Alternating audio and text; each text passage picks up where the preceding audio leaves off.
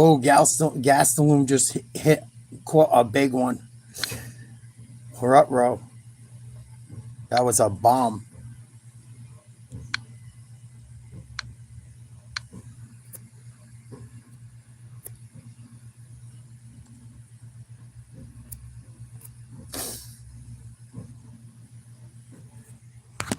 Should be good to go. Got a little ways to go before Crawford fights. About 11:30 tonight. But we got UFC Noche on. Gastelum, Stolze fighting right now. Gastelum collect the feet and legs. Boy, Stolze is opened up. You know that's his nose. Guillotine! Guillotine! He's got his arm in there, so he's all right now. For now, he's safe, but he's got to adjust. Someone's leaking blood. Adjust a little. Badly. Gastelum could be in trouble. It's too high. Scramble there by Gastelum, but eats a right hand, a body kick on the way up. Nice round by Dustin Stolze. Yeah, looks good.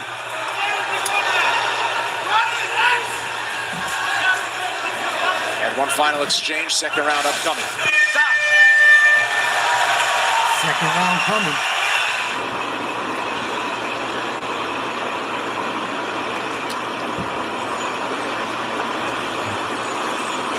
Let's set this up.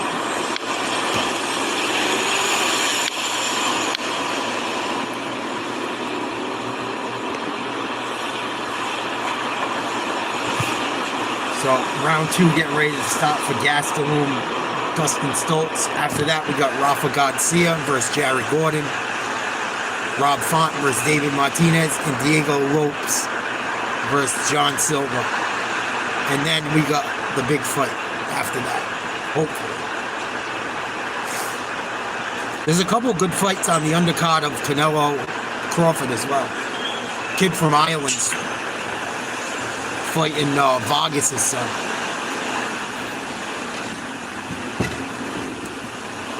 I think his name's like Callum Murray or something like that.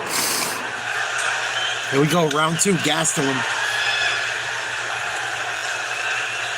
Funky first round. A championship doubleheader is headed for Las Vegas October 4th. Ankalaev and Pereira in a light heavyweight title rematch. Rob Dvalishvili really defends his bantamweight belt against Corey Sandhagen. Live from Vegas October 4th. Available. Gastelum. Oh, he hurt him. Rocked him. Comes across, steps in, throws a 4-punch combo and lands every time, and then doesn't do it again after the beginning of the round. We need him to keep doing that if Cal. Ooh, big left hand. Goes to shoot. Gastelum rocked him. Stolze comes up swinging. Yeah, he's on wobbly legs, though. Oh, he's hurt very bad. Those left hands hurt him bad. Gastelum's got to stay on him. Nice body shot. For Gastelum. Dodges the return. Gastelum didn't make weight. Shouldn't even be allowed to fight, but they let him. Get on him early, but it's kind of giving him some time. Well, that's how the round started in round 1, right? Kelvin started really well, and then he slowed down and allowed Dustin to control the pace and the tempo of the fight. Oh, Stolze, nice right. He needs to stay on it.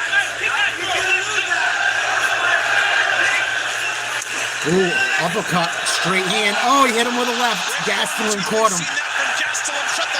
Nice counter. Oh, another one. Gastelum's making him pay. He's countering that over the top with his own left hand. Very nice. It's all that experience. All that experience. Being in there with the best fighters for so long. Gastelum's going to put him to He sleep. has now made his read. He knows that Dustin overthrows on the right hand. Stolze, we got to make something He's just happen. countered him beautifully.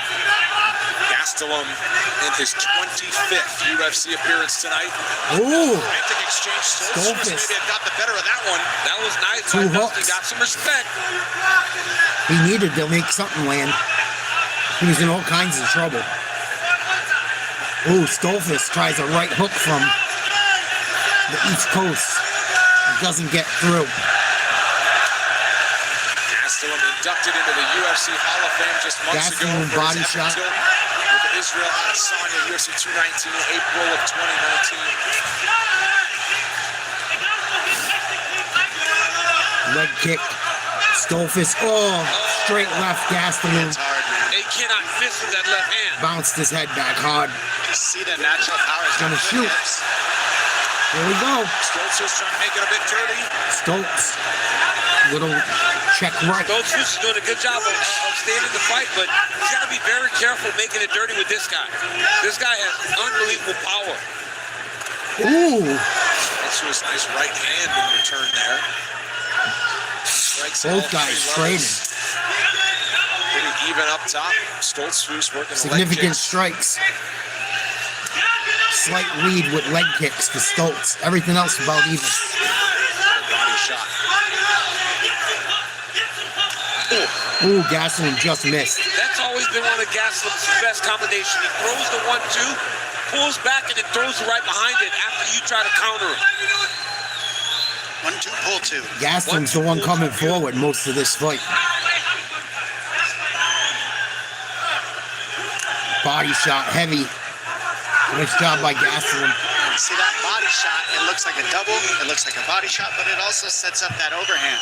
So it could be Another three body different shot. things you can Gastelum count there. gets out of harm's way. He's leaning so heavy over his leg. It's not. This is a Gastelum round right now. And also, Oh, he dropped him. Could be over. He sits him down. Got a guillotine. Gastelum found the chin there. Does he have the arm under it now? Nope. No, he does not. Stolze surviving. now Stolze has. Stolze is going to try a triangle choke. Gastelum put it down, man. But He let it go. Moment for Gastelum. Stolze just dropped. Watch your head. Watch your head. See if Calvin can get up or cares to. So Stolze ends up on top. Lockdown right there. That's not a Minute to position go you're in in round if you want 2. to get away. That's a position you're in to kind of buy yourself some time. The way he's squeezing onto that lockdown. Yeah, it's very hard to pass that also. 45 seconds. Stolze is hurt. He was hurt twice in this round. See if this allows him to recover. Using it now to get up. He's going to try for a guillotine of his own. Great job. Loses that neck out there. Stolze still chasing the submission. 30 to go in round 2. Leaking back. Say those. Those kind of shots. Safe right now because he got his legs. Gastelum's got his arm in there. He's lucky. Stolze got a kind of three-quarter What's up, stack John? here. Thank Got a you. kind of three-quarter stack. Trying to Try and finish Gastelum. Ooh, big punches from behind. Shots. Gastelum somehow returns to his feet. Noche UFC. This is what it's all about right now coming up. Wow. I still give the round to Gastelum, but good job by his opponent, Stolze, to get back in the fight after he got rocked. I got about 50 pounds to go, John, but I'm getting there. Thank you for the kind words. What's up, Brian? Hope your project's going well. Thanks for checking in. Hope all is well up north of the border. We'll be on tonight for a while. We're going to try and do Canelo Crawford. I believe they're supposed to make the ring walk around 11:30 Eastern Standard Time. So we'll be watching UFC in some of the prelim boxing matches leading up to the big fight tonight. Please like, share, subscribe if you haven't.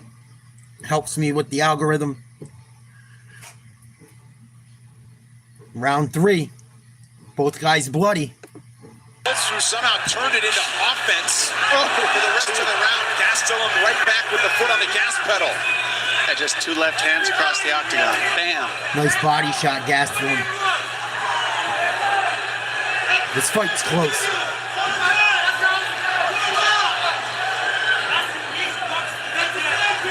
I'm from America.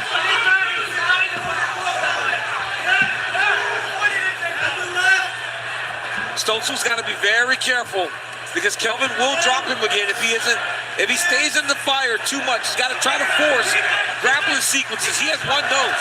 Gastelum, big body shot. Stuffs the shot by Keep giving Stolze. him leg looks. Teep.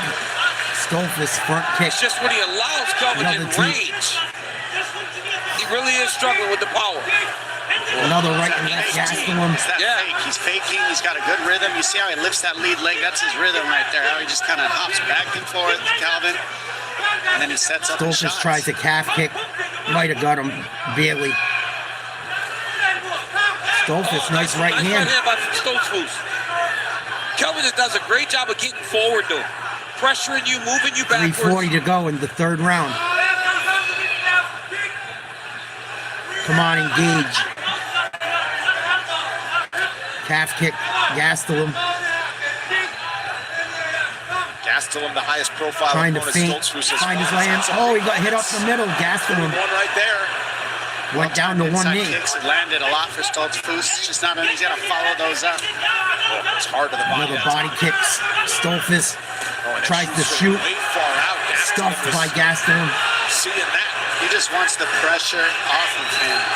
Gastelum takes his back. Stolze says, please, just stop. And being they right got to get in front back of up. my No, face. they're going to sprawl. Just give me a second. Face to face in the clinch. Sometimes the only way to get that is try to shoot, but now look. Break it off. Again, he's 2:50 to go. Feinting, getting him biting. That's why these combinations work so Gastelum well. looking for Calvin that left. decides to sit down on it. Lands 2 in a row. Oh, Stolze got whacked again. He's pulling that out. Yeah. Coming He's in. getting Stolze to throw when he wants to, and then he's countering at the right time. And if Stolze doesn't throw, he just goes ahead and lets his combos go. Ooh, Another big exchange. both guys land big shots. Big right hand by Big Stolze. land. Both of these guys land if they throw more than 2. If they throw 4, 5 punches, both of them land the second 2 punches. Gastelum trying to feint. Throws a little jab. But how much Nice of that head is kick, because he was Stolze. so heavy Oh, going into the fight? I mean, he Gastelum has again, power, straight left. But imagine his power without being completely depleted. It's a close fight. Minute 50 to go. Who wants it more? Both guys have been in trouble. Another quick 1-2 from Gastelum. Under 2 minutes to decide it.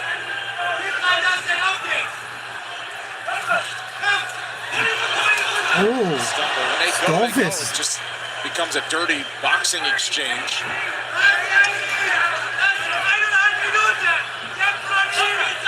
nice straight left, Gastelum.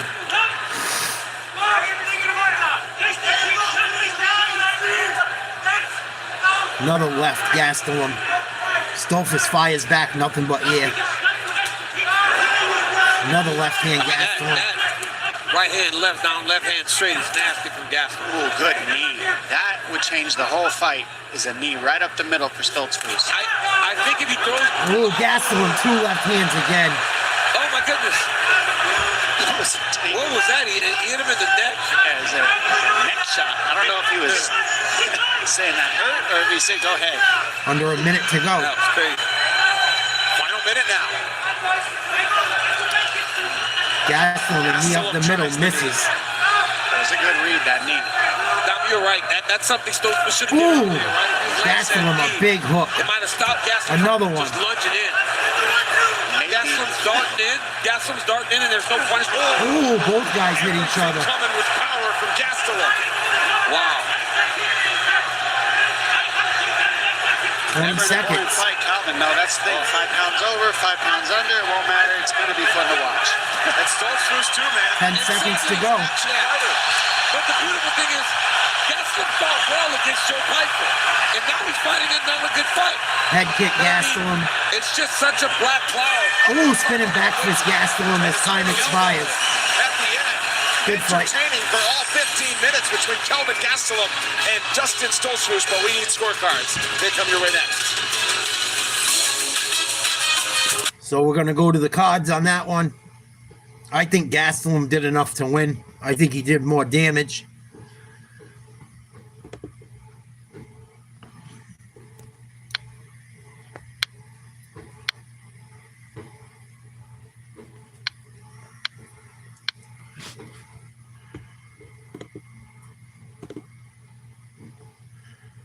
I can't wait for the fight tonight. I think Crawford's going to surprise a lot of people. He's not going to surprise me. I think he's going to surprise a lot of other people, though. Surprisingly, Crawford's got 50-50.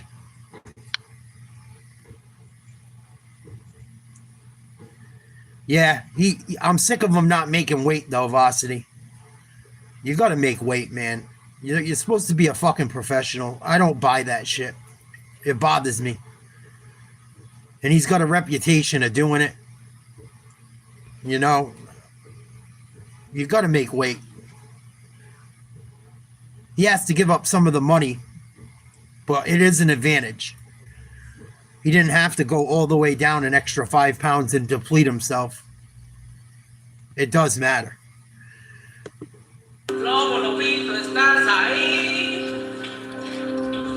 But he always comes to fight, pretty much. Always comes to fight. Stop. Ladies and gentlemen, after 3 rounds, we go to the judges' scorecards for a decision. The judges for the contest, 30-27, 29-28, and 29-28, with a winner by unanimous decision, Kelvin Gastelum.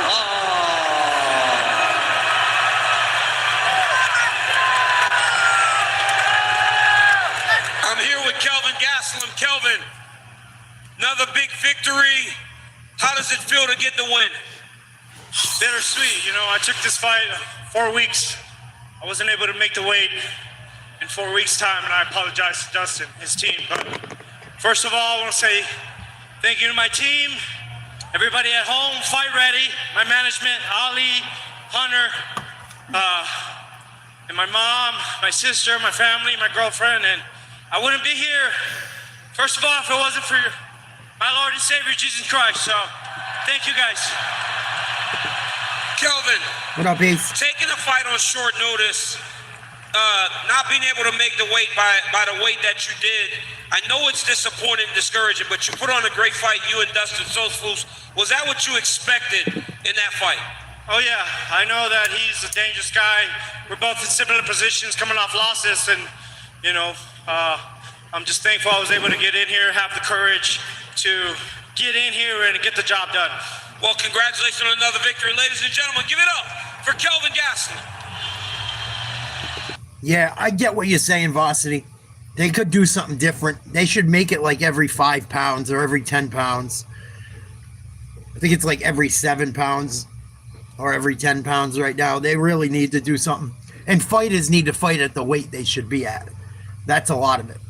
You got all these guys that suck too much weight so they can be weight bullies. That's why everyone hates Colby Covington. Colby Covington could fight like at 155 if he wanted to, and fucking probably dominate everyone. But he fights at his natural weight, and he ends up being smaller at 170. It's all these guys do the same shit. Majority of them. Like, you look at Kamaru Usman, as much as I love him, he's not a 170, dude. He's not a 170. I think they all are. I think they're all weight bullies. I think it's a bunch of guys trying to take advantage of the system. Look at Volkanovski. He used to weigh like 250 pounds. He was my size when he played rugby. Now he's fighting way down. Way down. Granted, he's short. He didn't have to be 250 pounds. Playing rugby is a different sport. Obviously, I don't expect him to fight heavyweights. But even him fighting at 155 and 140, whatever, it's fucking laughable. Yeah, Volk used to be 200 and change. Look it up. He played rugby for years. He was massive.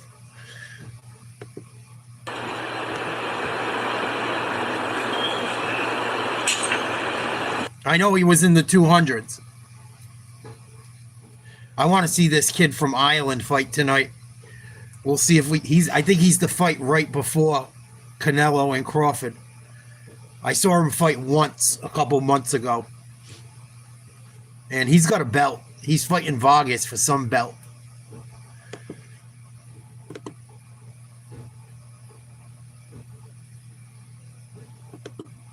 Two undefeated prospects, one with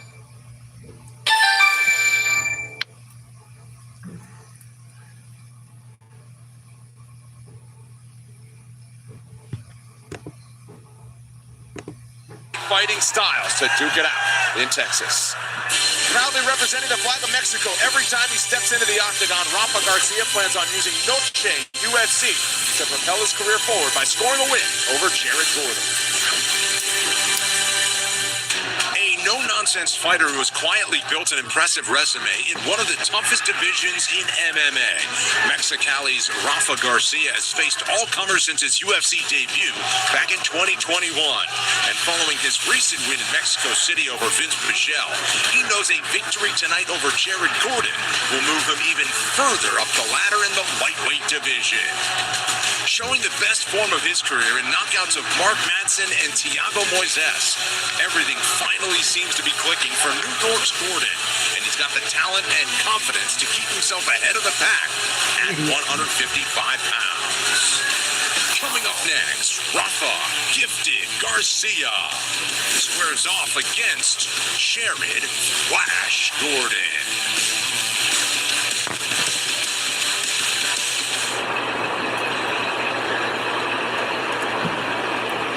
Commercial break.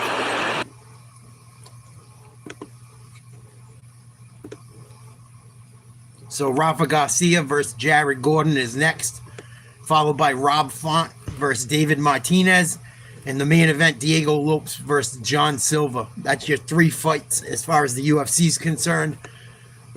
We're going to keep an eye on what's going on with Canelo and Crawford in the undercard.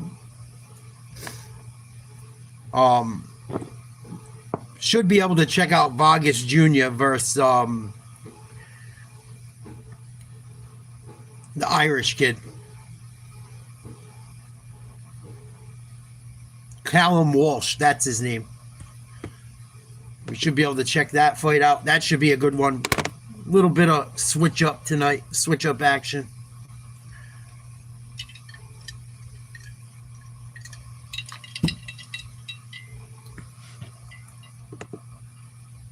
The main event in the UFC card tonight should be really good too. Diego Lopes versus Silva. I'll be surprised if someone doesn't get knocked out in that fight. 1 hour and 36 minutes till the main card starts for Canelo versus Crawford.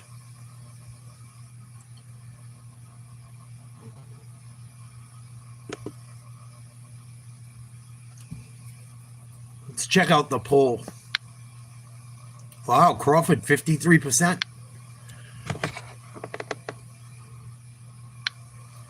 I'm surprised.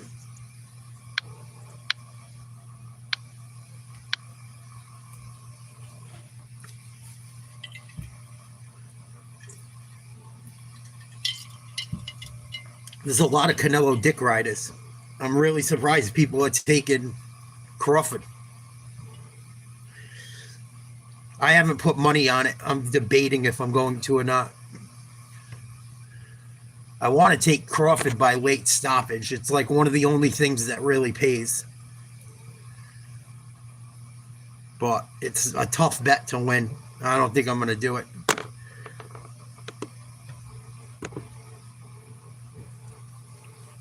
Want to take Crawford. The bet I saw that looked the best was Crawford by stoppage in the 11th. But I don't really want to put money on it. I'm gonna if it happens, I'm gonna be pissed. But I'd rather save my money and have fun with it.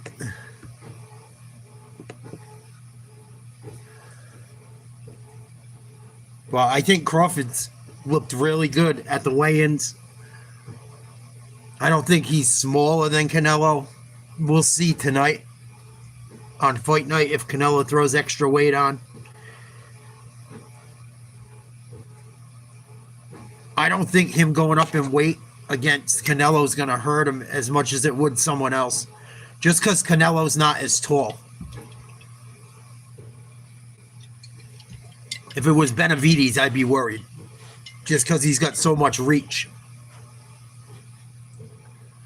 Rafa Garcia versus Jared Gordon. Garcia's 31, Gordon 37. Garcia 5'7", Gordon 5'9". Both guys around 156 pounds. Rafa Garcia has a 2-inch reach advantage.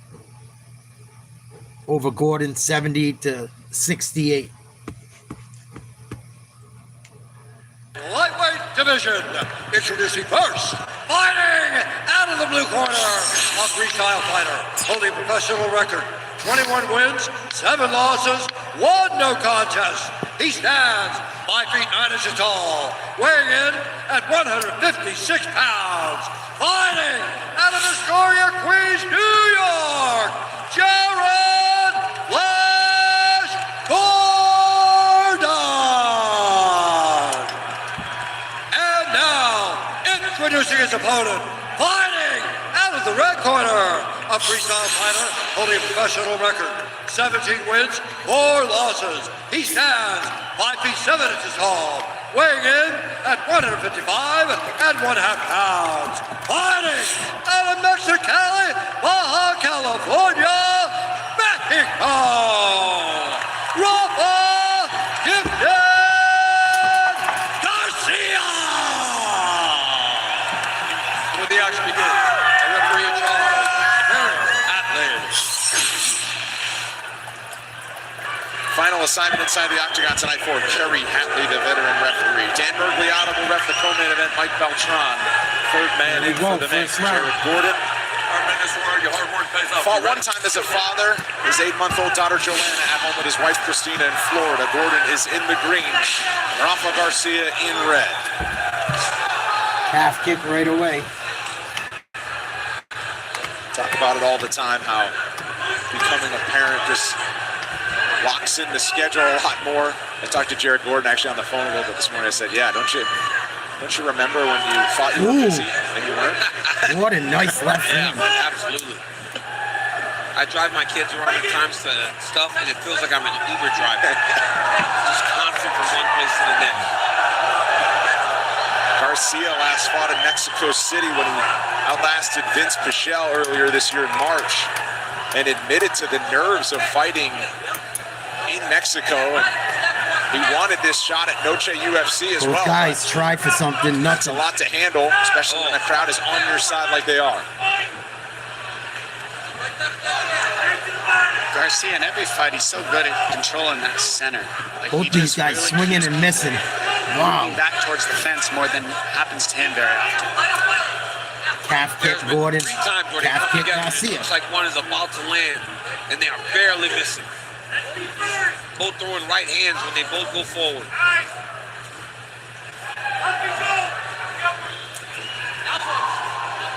Garcia's trying to line something up. Both looking for that backhand. Being a They little both more take their patient time to right land now. it. They're trying to find each other's timing and rhythm right now. And there's no jabs being thrown too Jab. often, so that's harder to find. By Gordon. It's a good one, too. Nice hook. The straighter Gordon. the punches, the easier these guys are going to have to find each other. Yes. With the bigger ones. You start looping punches, man. It's very difficult. Ooh, There it nice is. right hand, Straight Garcia. right hand. Straight right.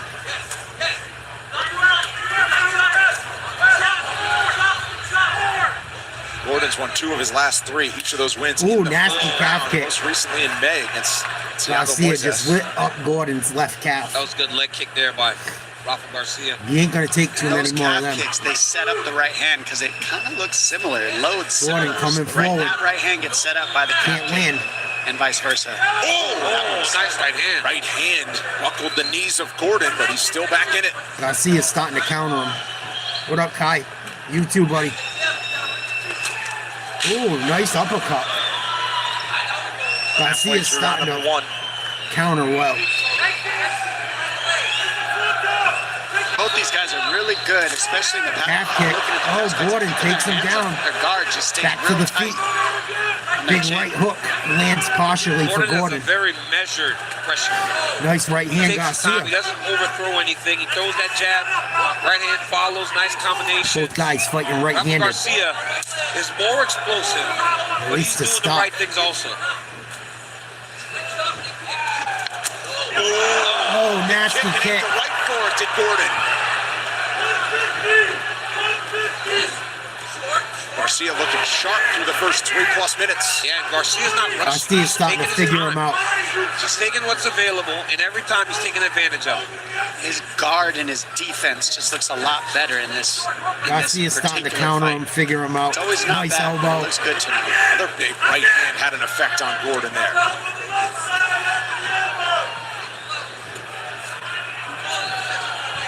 Front kick Gordon, trying to keep that distance.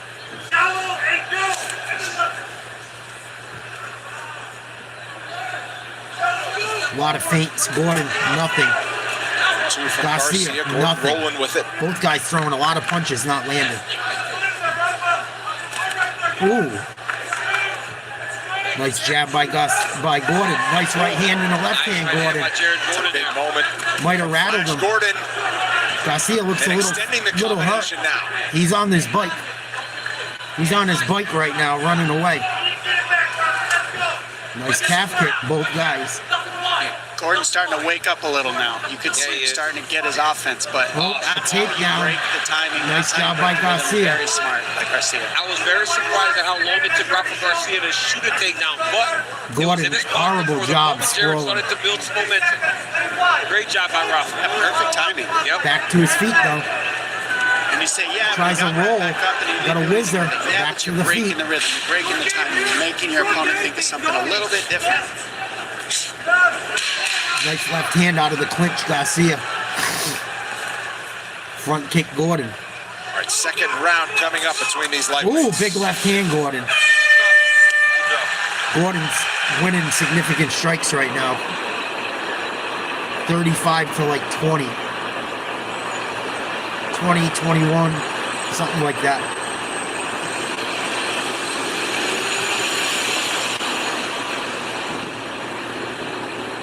Yo, I listened, I don't know if it's true. I heard one of the funniest things ever last night. I was watching some shit, laying in bed. Did you guys know Mike Tyson? Did you know Michael Jackson and Tupac got into a fight and supposedly Michael Jackson fucked him up? I looked into it too. A lot of people say that Michael Jackson fucked Tupac up.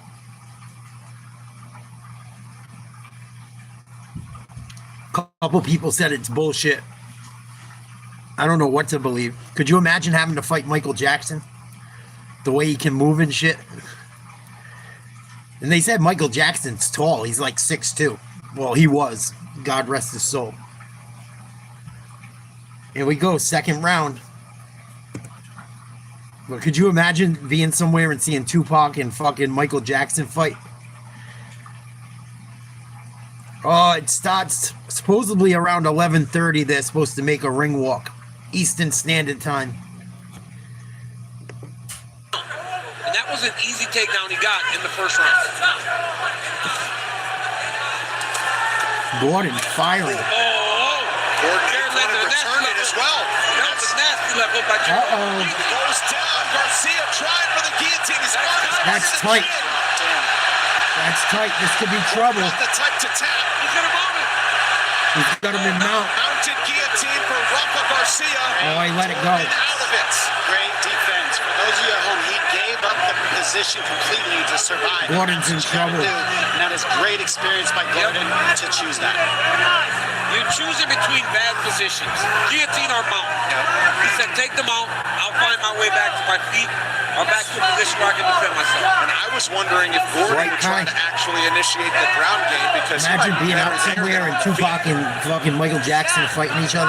I'd be like, what the fuck? His knee is compromised, which Cook saw. You can see him kind of limping back to the corner after that first round. So when your knee is compromised, you might not want a grappling style match too much. We don't know. That's just me guessing, obviously. But I think he wants to I don't know. stand up. Michael Jackson would probably be a handful, Yeah, he's man. wearing that knee pad, right? He can can't wear move. no knee pad unless something's really messed up. Probably in good Because shape. It's just more He's cloth. probably around. high.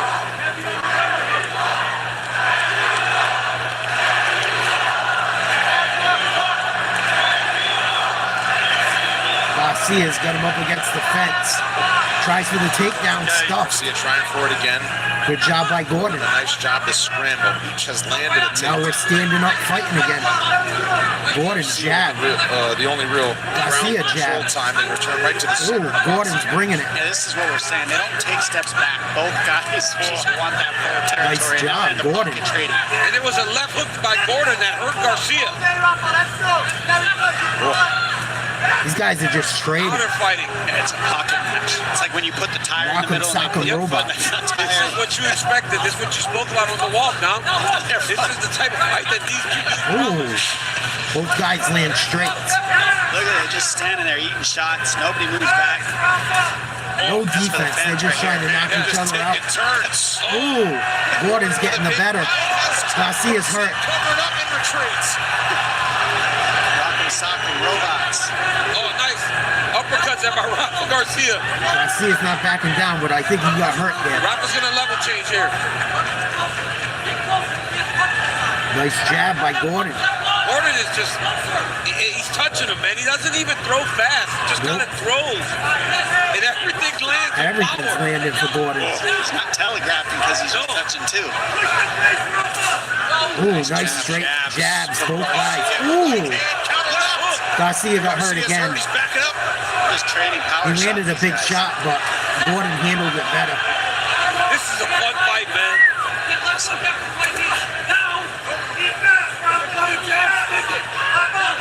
Middle of the ring. Nice flurry. And then Gordon. under it from Gordon. You can see he's turned up the volume here in the Both second guys round. landed. Yeah, No He passes defense. 50 head strikes. Gordon's out striking him 2-1 almost. Cut him close by. Nice elbow there by Rafa Yeah, Garcia. that Cut him. cut him bad. Damage is a Ooh. big way that they judge these fights, so that was a smart move. When somebody's eating all Gordon's your shots in the pocket, Bad. you got to switch to elbows or knees because Over his that's left what these eye. guys are eating. Just everything. Holy shit. Nice Brady elbow. You can see. And that elbow was able to slow Gordon down. He can't let Gordon get going again. Both guys nicked up. Bottom left, the elbow from Nice Garcia. right that opened elbow. that cut. Garcia just split Gordon's forehead. Final minute of round 2. See what it does with this fight in the second round, 30 seconds to go. See if it causes issues in the third. Oh, Gordon lands Trying to another get over hook. there. Instead, he eats a left hook from Gordon. The elbows are great if you miss them. Then you open yourself up to counters and takedowns. Gordon's gushing And that was a blood. left hook counter His whole face is red. by Jared. Oh, another elbow. Another elbow gets through for Garcia. 10 minutes of the grit we expected at lightweight between Rafa Garcia and Oh, takedown right before the bell. Close fight. Close fight. The numbers look like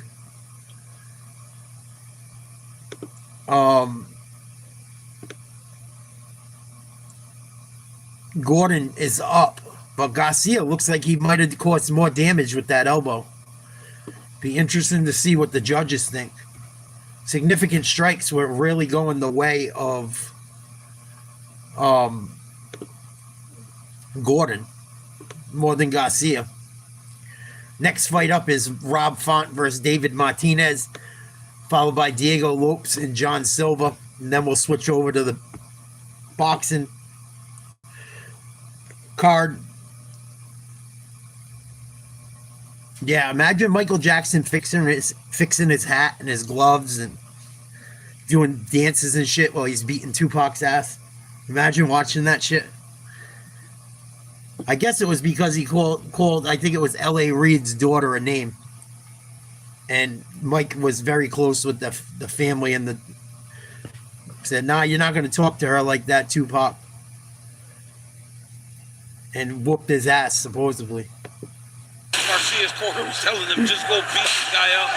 I mean, Jared's I believe saying it. he's not reaching you with the Tupac hands. wasn't a big guy. He's throwing kicks to get close. They want Gordon to fight at his range. Yeah, they want Gordon right under his chin, right Ooh. here, right in the pocket, just letting little light ones go as they accumulate. Gordon thought about changing levels there for the first time. Yeah, you want to have a little bit of a life, Pasta. Elbow on the break from Garcia. Nope, still in close. I worked there for years. I wish I never did it. Down on the back of the head and landed it. Wish I never ever took that He was jab. throwing uppercuts before. That time he just changed it up to an elbow. Then landed perfectly. That's been the main adjustment of this fight that's made the biggest difference is when Garcia started throwing the elbows. Ooh. Landing it. Garcia, nice left. Ooh, straight right. Another straight right. 1-2 from Gordon's Garcia. on his bike. Finds the mark. Ooh, nice body shot, Garcia.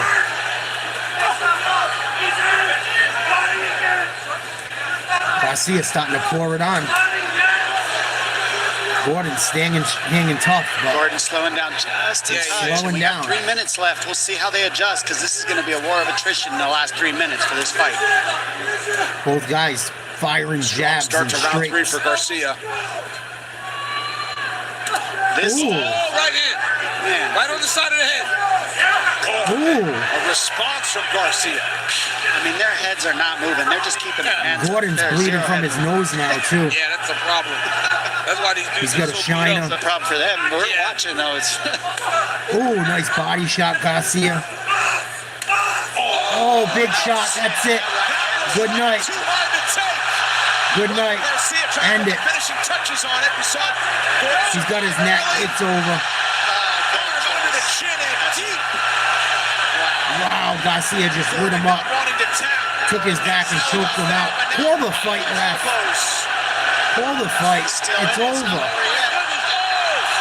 He's dropping elbows on him. Garcia with the biggest win of Rafa Garcia, come from behind victory, most likely. What the fuck was up with the ref? He choked him out pretty much, let it go, and it starts dropping elbows on him. Drops like 10 elbows. I think that's enough. Big win, Rafa. These refs got to step in. Let's see this big shot land. Bam! Gordon walked right into it. That right hand was perfect. No telegraph, just threw it out there. Hammer and then punches. to finish it here and to switch to the choke the way he did was a great choice. Boom, Straight right. here. Look at that. Just folds him.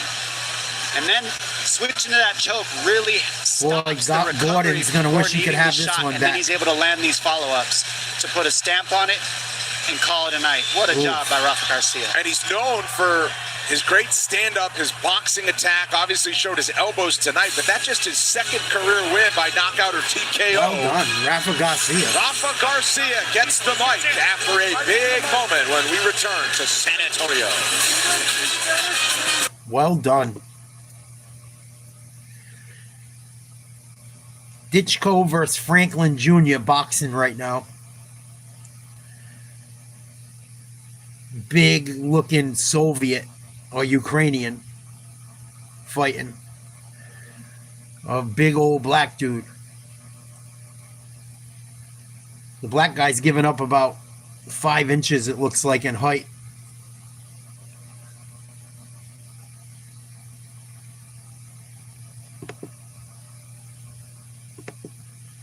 September 20th, WrestlePalooza, the first WWE premium live event on ESPN. It's stacked with superstars. How about this? John Cena, Brock Lesnar, Cody Rhodes, Seth Rollins, Becky Lynch, AJ Lee, and CM Punk, just to name a few. CM Punk. WrestlePalooza Fuck available CM to ESPN customers with I can't the stand that unlimited guy. plan. Sign into the ESPN app to check your access. Here is Bruce Buffer. Should have never let him in the UFC. Ladies and gentlemen, referee Kerry Hadley's called a stop to this contest at 2 minutes, 27 seconds of the third round. Declaring the winner by TKO, Rafa Garcia. I'm here with Rafa Garcia. Rafa, earlier in the week we spoke to you about fighting at Noche UFC. You said, fighting at Noche UFC, I want to put my warrior Mexican spirit on display. Do you feel like you did that? I think I did. First of all, I want to thank my Lord and Savior Jesus Christ for everything. Won 6 of his last 8, 18-4. Every time I talk to you, I always tell you it's It's a big win for Yeah, Rafa. like, finding this kind of days, Mexican independence, so gives you that more power. You know, we want to go in there, put a show for everybody that bought a ticket. mean, I just want to show everybody what the Mexican experience is all about. Rafa, let's take a look at your work. Midway through the fight, in the clinch, you went from punches to elbows. What made you start to change to the elbow that cut him up and really started to damage him? Because I knew he was going to be ducking, you know? Every time that he fights, he likes to dug his head a lot. So, I mean, I had to find him with an elbow. My elbows are bigger than my fist, so I got to hit him. And then the last right hand that hurt him. Were you surprised that he was able to fight out of that choke? But then once he got out of the choke, you really just beat him down and got the finish. Yeah, for sure. I mean, I feel like my choke was very, very deep. I mean, I don't know how he got out of it, to be honest. He's a warrior. Nothing but respect for Jared. That was a tremendous fight, man. You looked amazing. Ladies and gentlemen, give it up for Rafa Nice Garcia. come from behind win. He was losing that fight. Well, a huge result for Rafa Garcia. 9 wins by submission, but tonight it was power, it was toughness, Well it done. was boxing, giving and taking big shots. Hall of Famer Cub Swanson to his right, always in his corner, and loving that for this guy, Rafa Garcia. We can't have a Noche UFC without Tracy my girl. Cortez, top 10 flyweight, My feeling crush. the love from this Tracy crowd Cortez looking here in fine. San Antonio. She's a And piece 2 of weeks ass, from man. tonight, riding an 8-fight win streak into battle, Carlos Olberg, is headlines from Perth, Western Australia, against the resurgent Tracy Cortez. Looking like a fucking doctor.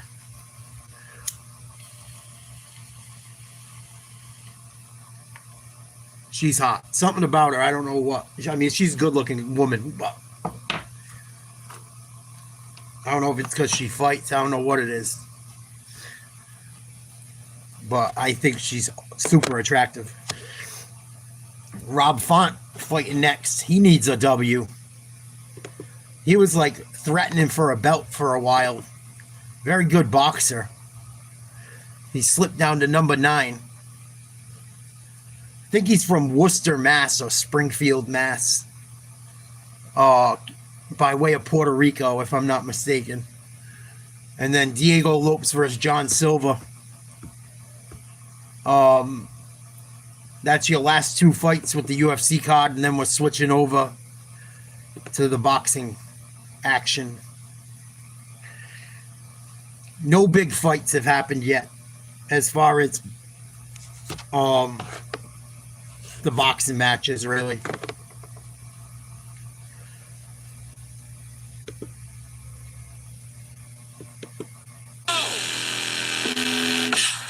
Let's see what Martinez can do tonight.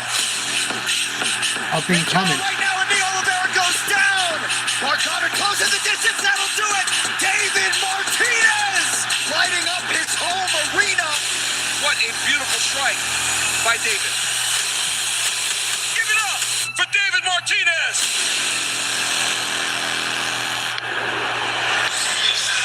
Well, Martinez was initially scheduled to open the main card. Instead, he's in the co-main event with a top 10 ranking on the line. The main event tonight for this should be David Martinez epic. roared into the consciousness of UFC fans with a spectacular octagon debut. Now for the encore, wants to crash into the rankings by taking out Rob Font.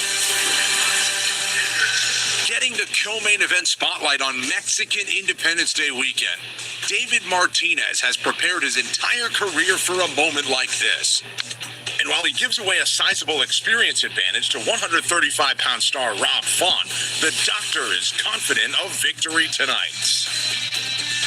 Pues las claves para ganarle es dar siempre lo mejor, ir siempre con todo lo que tengo, entregar el corazón, eso es lo más importante para mí. I've been in this position before plenty of times, and I know what David Martinez is going to bring to the table, and I've seen it all, I've done it all, and I just hope that he doesn't fold in the first round and brings a fight for the fans. Showing he's got a lot left in the tank at 38 years old, Massachusetts' Rob Font has looked in prime form in delivering wins over Kyler Phillips and John Matsumoto. And while David Martinez is another rising star aiming to take Font's place in the rankings, this veteran is determined to stay right where he is. David Martinez is in store for a veteran that's hungry, reinvigorated, and I'm looking for that finish. A graduate of Dana White's Contender Series class of Font needs to win 2024, this fight, Mexico man. City's Martinez wasted no time breaking in his He has UFC been going contract. through some- And with his performance of the night knockout of He's lost a Simon few he shouldn't have. Oliveira extended his current winning streak to 8. He's eager to step up and take on Rob Font. Pues el espíritu mexicano se enseña como ya. The Mexican spirit is all I know. I fight with all my heart. This is what the fans want to see. I'm going to walk forward, not stop throwing, and make Mexico proud on Independence Day. That's what Martinez says.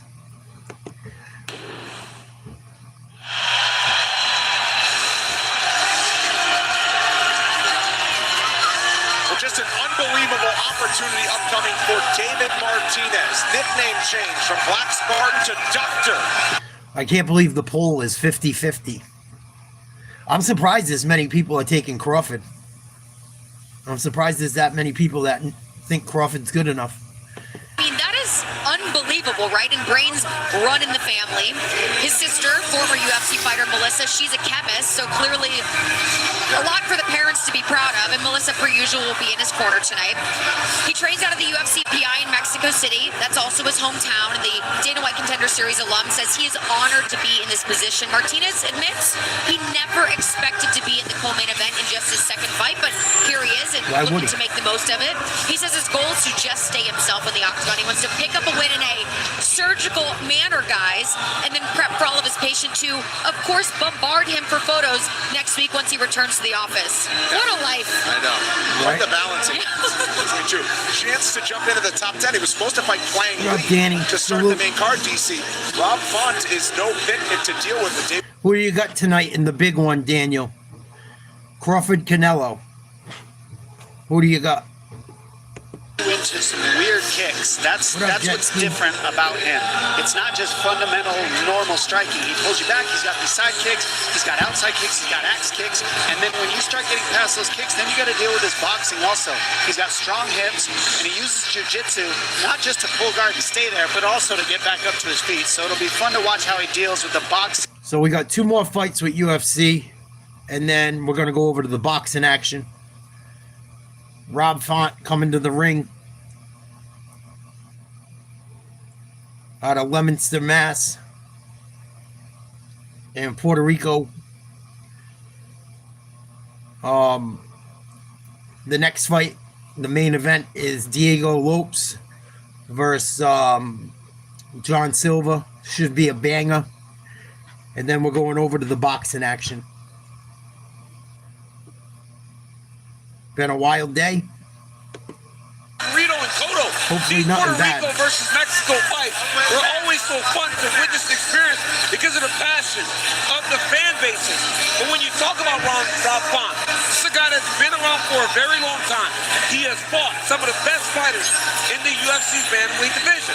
Now, when I spoke to Rob Font and asked him, I said, it has to be easier preparing for guys like Sean Matsumoto and David Martinez than Dominic Cruz, who was supposed to fight in Seattle. He goes, you know what? As long as it wasn't bad for you. Make me feel like I'm the old guy that still has to prove he belongs. But also, Rob Font tied for second most knockouts in UFC bantamweight history, third most significant strikes in bantamweight history. He's done everything but pretty much win a title. might not be ready for this spot quite yet, Dominic. Yeah, and I'll tell you what you got to worry about with Font is his never-ending presence right under your chin.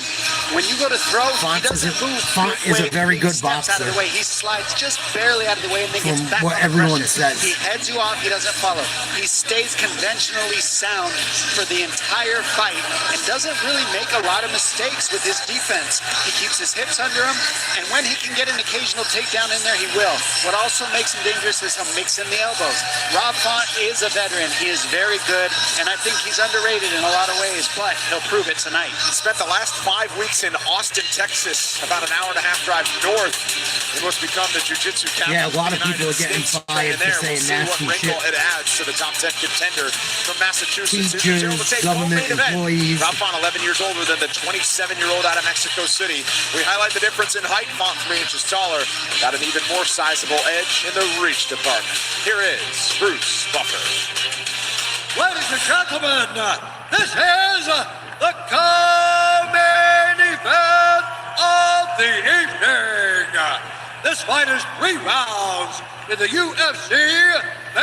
It's 50-50 right now in the poll. Introducing first, fighting out of the blue corner, a big martial artist. I got Crawford. I love Crawford. I'm a fan of Crawford. He stands 5 feet 5 inches tall. I've been waiting for him to get a big shot for years. And 1/2 pounds. I mean, he got the Spence fight, was a big fight. Mexico City, Mexico. I like Crawford's story.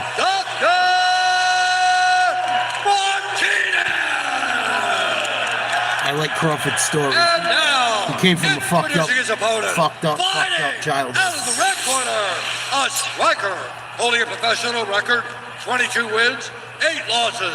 He stands 5 feet 8 inches tall, weighing in at 100. We're gonna find out tonight, Jet. Fighting out of Woburn, He's never lost.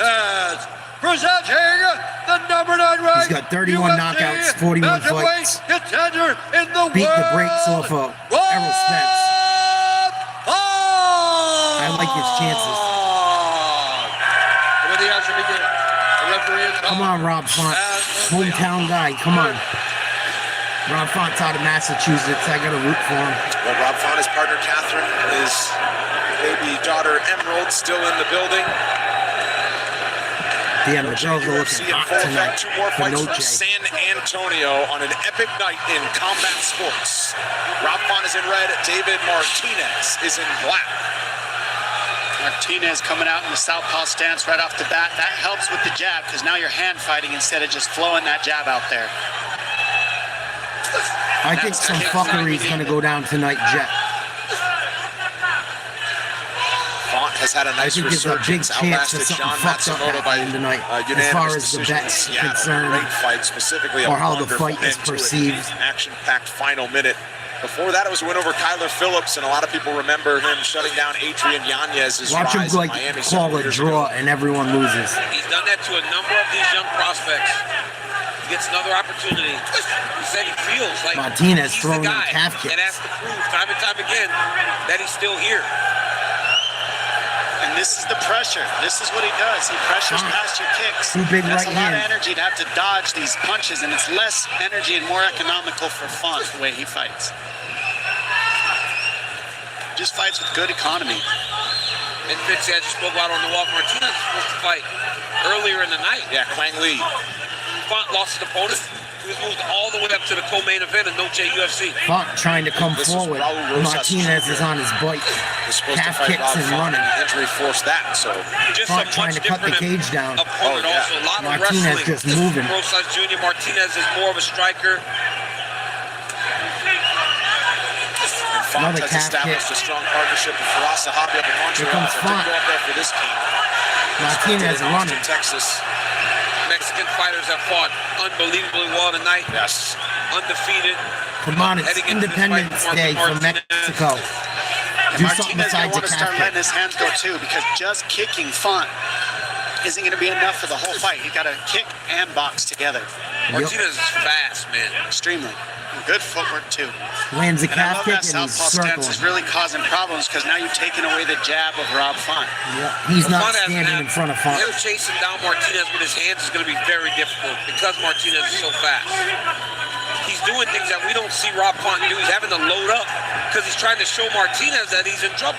He doesn't So have Martinez just walks and runs out of the way. He doesn't have a jab to find him. It changes Rob Font's. There it is. Font landed a right. Combination after the leg kick from Martinez. Those calf kicks will But start what to he add does up. have is Font that better right be hand, careful. and that's what works against southpaws. Just keep firing the right hand. Don't stop firing Font that better right be hand. careful. That one right there. Martinez keeps landing them leg kicks. He's not going to be able to run around after him. Martinez training at the Mexico City Another one. Performance Institute with all the academy guys, and man, there's a bunch No of killers shit, in yeah. that room I in hear Mexico that. City. I get to train with a lot of them, and he is very well prepared, and he's in great shape. Yeah. Training at altitude out there, 7,000 feet high, so he's not going to get tired. Ooh, nice right hand by That was Martinez. a good right hand. Font He's got Font backpedaling. backing up after landing that Font. right hand. Almost had a leg. He can't get tired now because he has Ooh. to fight like this the whole time. I didn't know He's gotta Rob back Font up had and that run in his and bag. circle the whole time. He cannot Nasty head afford kick. to get fatigued. On the run. Because if he becomes any more stationary, then that's when Rob's going to try to get his offense going. Yep. Rob gets him up against the cage. It's going to be a fight for who wants to go to sleep and who doesn't. And Martinez knows it. Nice kicks by Martinez. Nice left hook. Side kicks to the punch setup. Very nice. But Font, look, not using a lot of energy. He's staying shelled. He sees everything coming. And this is when he starts there it is, up against the tough to cage. deal with when he pours the pressure. Going for a single. Nope. Nice job by Martinez. Good D. Defense. Oh, yeah, he's got guys trying to take him down all day out there. Back to the middle of the ring. Font Nice counter right hand. lands the left. Next to that left eye of Font after Martinez some of those lands big a rights from counter. Martinez. Oh, big right hand. He's been looking for it. Martinez running. Shaky legs after another big right. Font now Font hit him with a bomb. That was nasty by Rob Font. Big right hand. It was loud. Loud. Hit him right on the side of the head. Martinez got smashed. I'm surprised he didn't go The down. other day too. Maybe some others would be Good wrestling by Martinez. Martinez, but he Nice. was not at all because he remembers knocking out George Root in his 20 UFC seconds debut to way go, back in round one. 2014. Knew Martinez would bring the same heat. Another calf kick. Martinez lighten up Rob Font's lead leg. Font's got to do something to try and Significant strikes heavily in favor Try of and Martinez, stop that. but Font still in this fight. Into round two we go. Ooh, spinning back kick, Martinez. Kind of got through, partially. Nasty. And then missed another one as the bell stopped. The bell sounded. Close round. I got Martinez up 1-0. But Martinez has been running the whole fight. We'll see what the judges think about that. I get you got to move and you got to run and shit, but you also have to engage. He's engaged a fair amount of the time.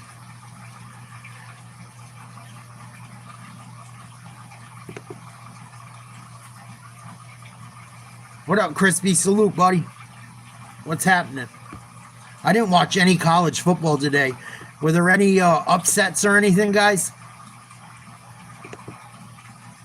I was busy as fuck today.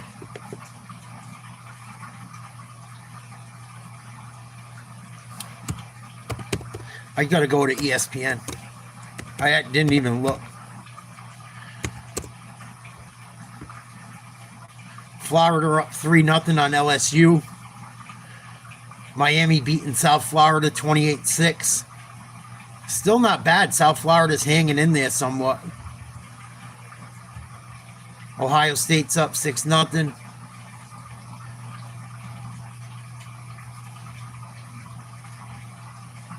The Mountaineers beat Pitt. That's good. They needed a W. What up, Adam? Salute. I'm doing well. How are you? Wow, Georgia beat Tennessee in overtime. That was a big game for both teams. Tennessee just took their second loss now. Bill Belichick beat up on poor Richmond 41-6. West Virginia over Pittsburgh 31-24. We'll check it out in a second. Round two with Font and Martinez is underway.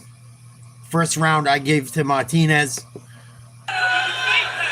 And I thought we might see Font initiate some grappling. Didn't really do that through the first five. Ooh. But Martinez did a good job getting on the underhooks and pummeling and staying off the fence, getting off of it immediately. But nice see front Font kick, still cornered on, and now he's adding some kicks. I think that'll serve him very well, throwing some kicks. I think he played an Martinez is amazing so fourth fast. quarter. It's hard to find guys with your hands, but when they're running and I they're think at he looked range, great in the fourth your quarter. kicks will I like cut his them off. toughness. He didn't really make any major mistakes. He looked okay. He looked okay. He looked If you're fabulous Rob in the Font, fourth. you know that Martinez blitzes in. You try to intercept one of those big combinations with a right hand. This is key. Notice how he waited for the 1-2 and then went to the clinch. Like, you have to do that to Rob Font now and then, because otherwise he'll just overwhelm you with pressure trying to run away. The Bears didn't do themselves This is any the right favors move by either. Martinez, even if just for a moment, to stop that forward movement from Font for Caleb just a moment. Caleb Mark the Williams idea that, hey, you're gift wrapped not that safe, game. you just press me. I will try to take you down. cut Right now, the opened up Packers, on the face of David Packers look Martinez. really good. It's due to a clash of heads. We're going to show it to you, bottom left. Bang, there it is right there. Right on the I think the Packers are going to be tough this year. See, the second he switches to conventional, Rob Font starts landing that jab, and then he gets real good with his hands. You've got They've beaten two very good teams to start the season, convincingly.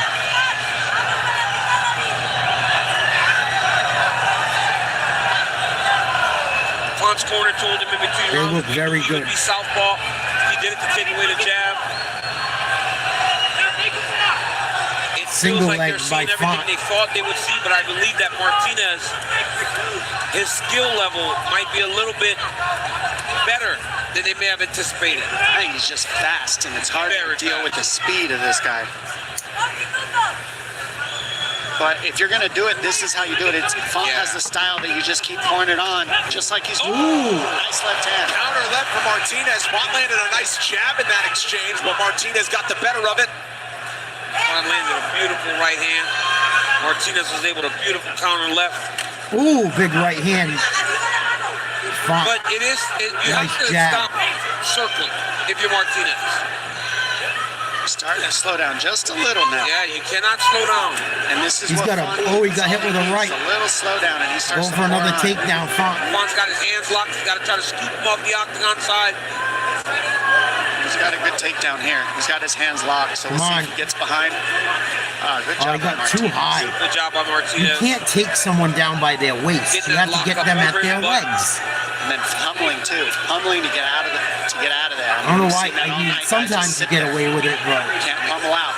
in wrestling, you get them hands locked and someone's thighs That's are why low. he eventually gets And guys you out drop of there. them. He just keeps the constant pressure, and even losing, he just stays on the gas. Well, right now he's fighting his way back into this fight.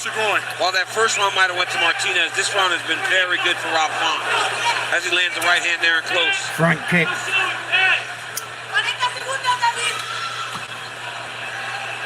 Watch your fingers, Rob. Font measuring with Close that your hand, Rob. long left hand.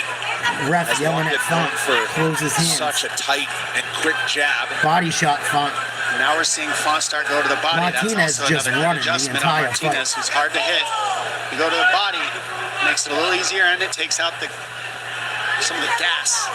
Might hurt him in Martinez is slowed down scoring. with his movement. Might hurt him on the scorecard.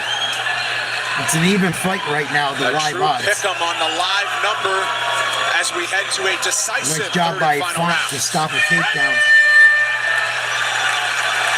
Close fight. I got it 1-1.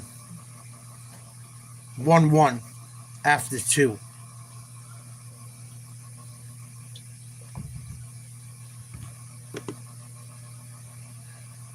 Wow, the heavyweights are still going on the Canelo Crawford prelims. 9th round.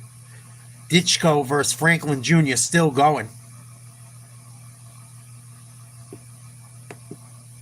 One more fight with the UFC, then we're switching to boxing for the rest of the night. We got a round left in Rob Font versus Martinez. Then we go to the main event. Diego Lopes versus John Silva, and then we're going to the boxing. There's a couple good guys fighting on the undercard too, of the main card of the boxing matches. So we'll be switching over as soon as UFC's over.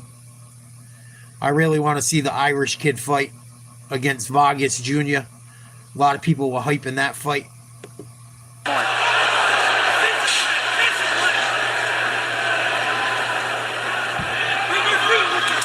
Ooh.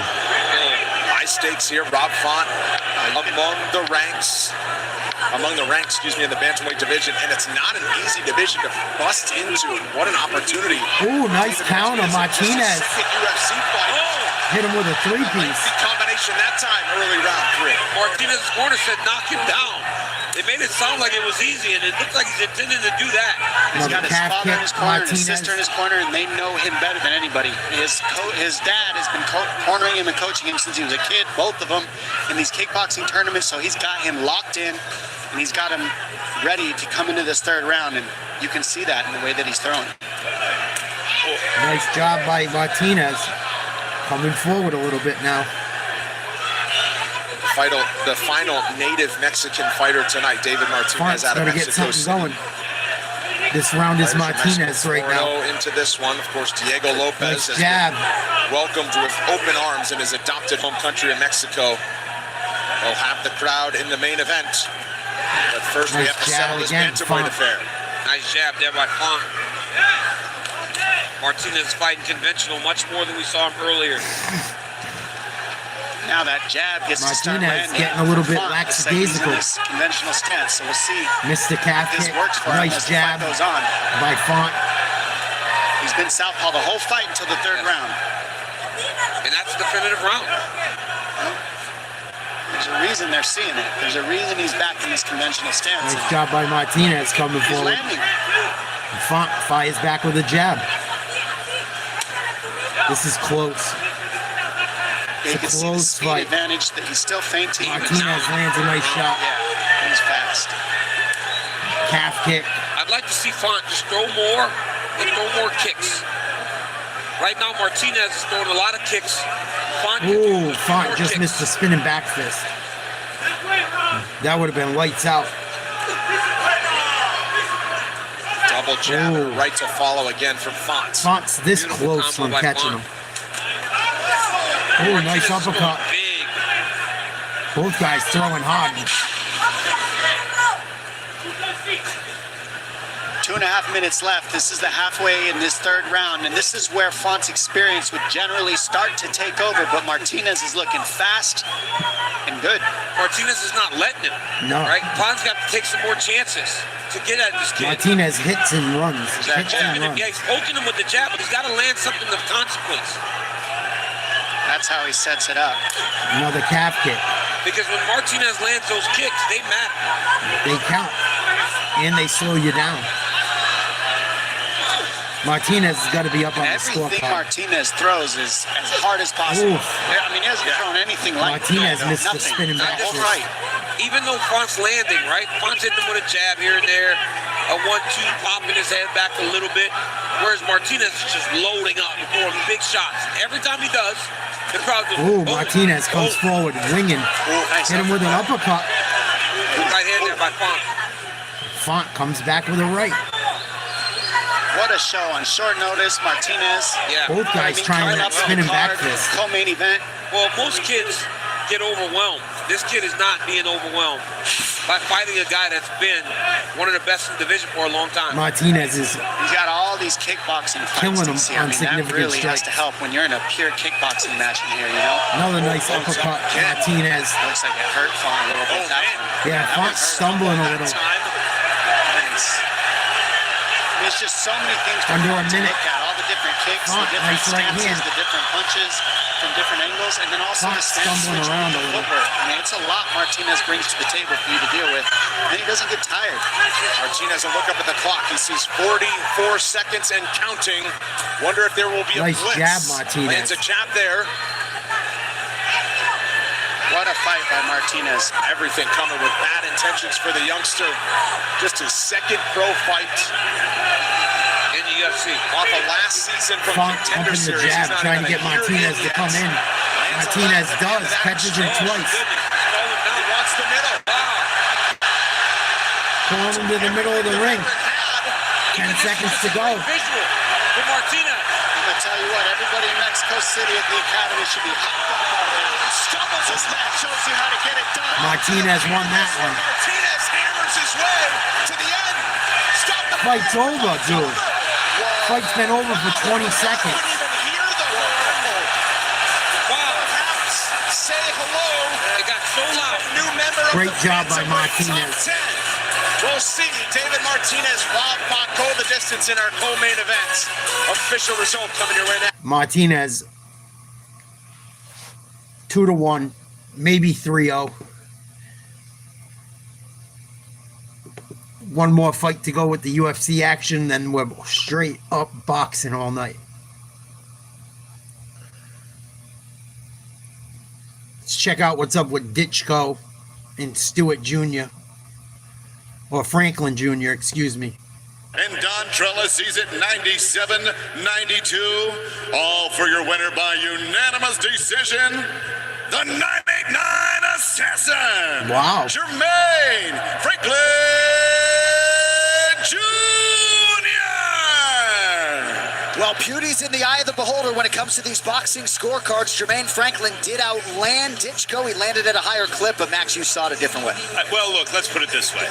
In a heavyweight fight where so few punches are thrown around, 97-92 can become 95-94 if the two judges see one or two punches a little differently than I did. There wasn't a lot of action. I suppose, after all, it is possible not to have 97-92. I guess this wasn't a missed opportunity for Jermaine Franklin tonight. Right. Wasn't expecting that. Old school boxing style matchup between Rob Font, his Puerto Rican heritage, and the fighter David Martinez out of Mexico City. Bruce Buffer has the answer. Ladies and gentlemen, after 3 rounds, we go to the judges' scorecard. No, sorry, Rob. You didn't win. The judges score the contest. I know you're a local guy to me. You didn't win that fight. For the winner, by unanimous decision, David Martinez.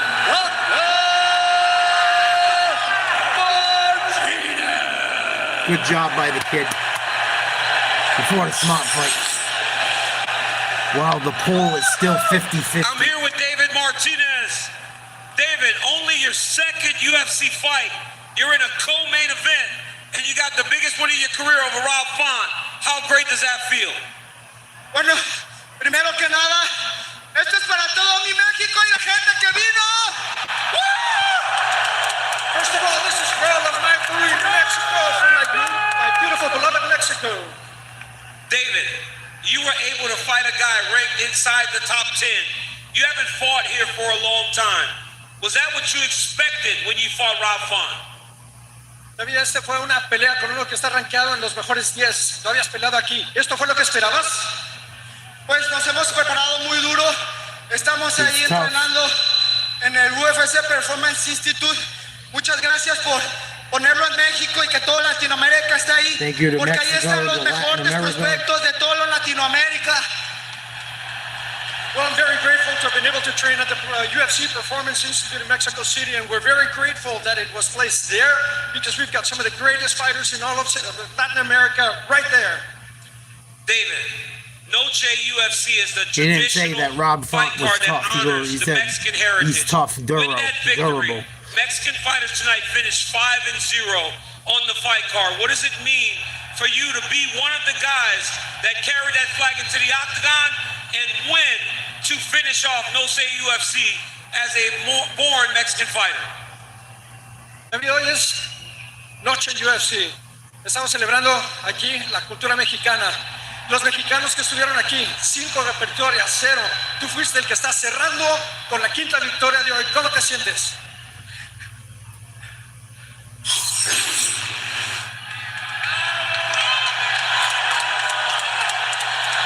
He's a karate and kickboxing. Yo veo la UFC desde que soy un niño. La veo y nunca pensé estar aquí con grandes peleadores como el que me acabo de enfrentar. Que todos estos yo los veía hasta acá arriba.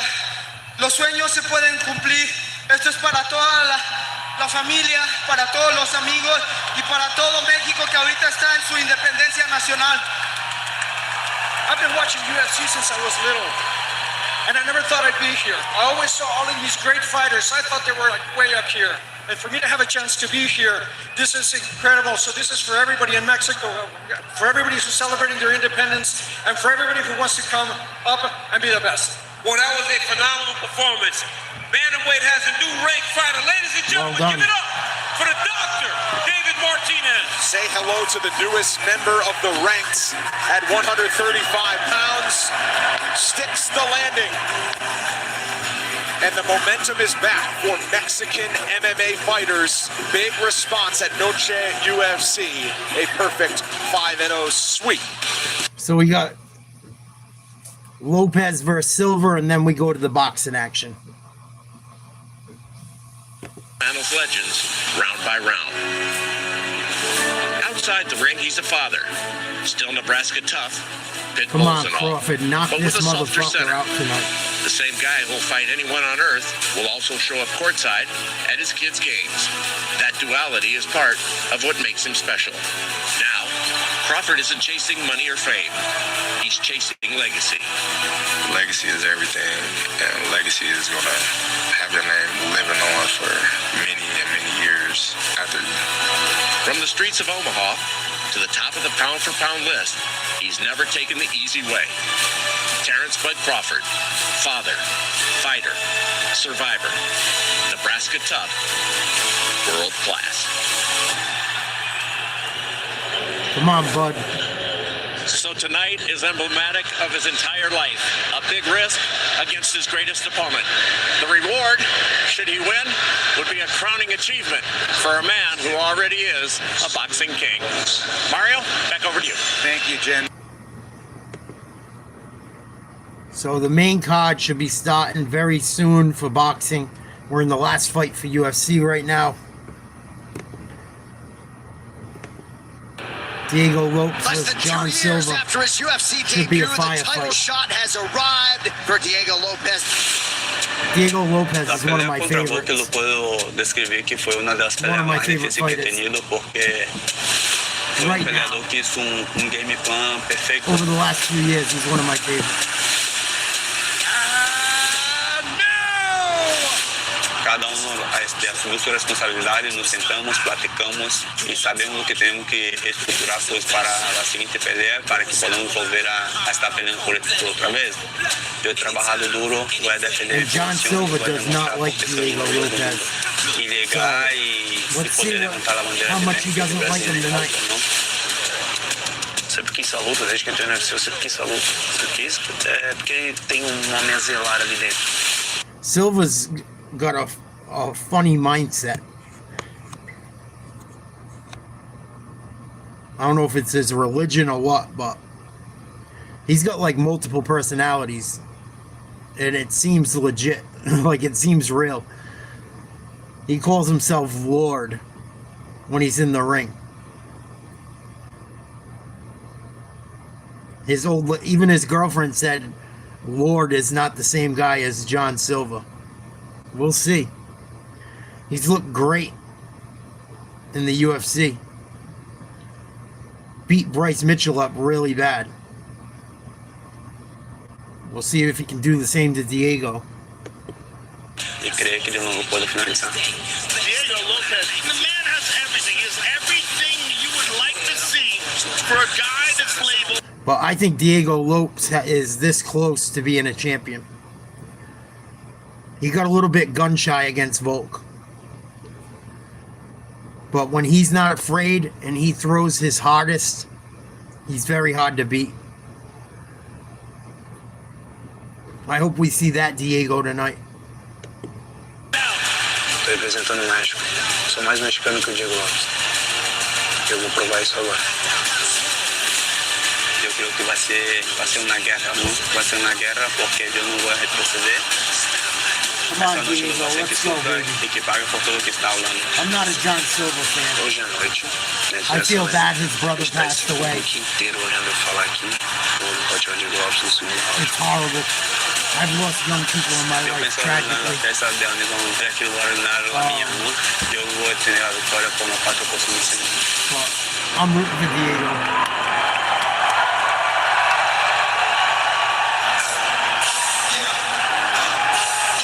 Oh, he's coming out to DMX.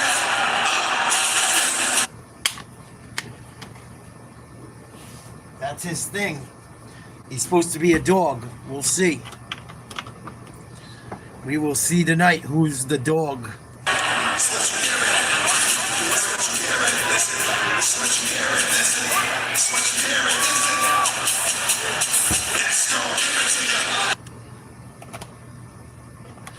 Here comes the Lord, John Silva.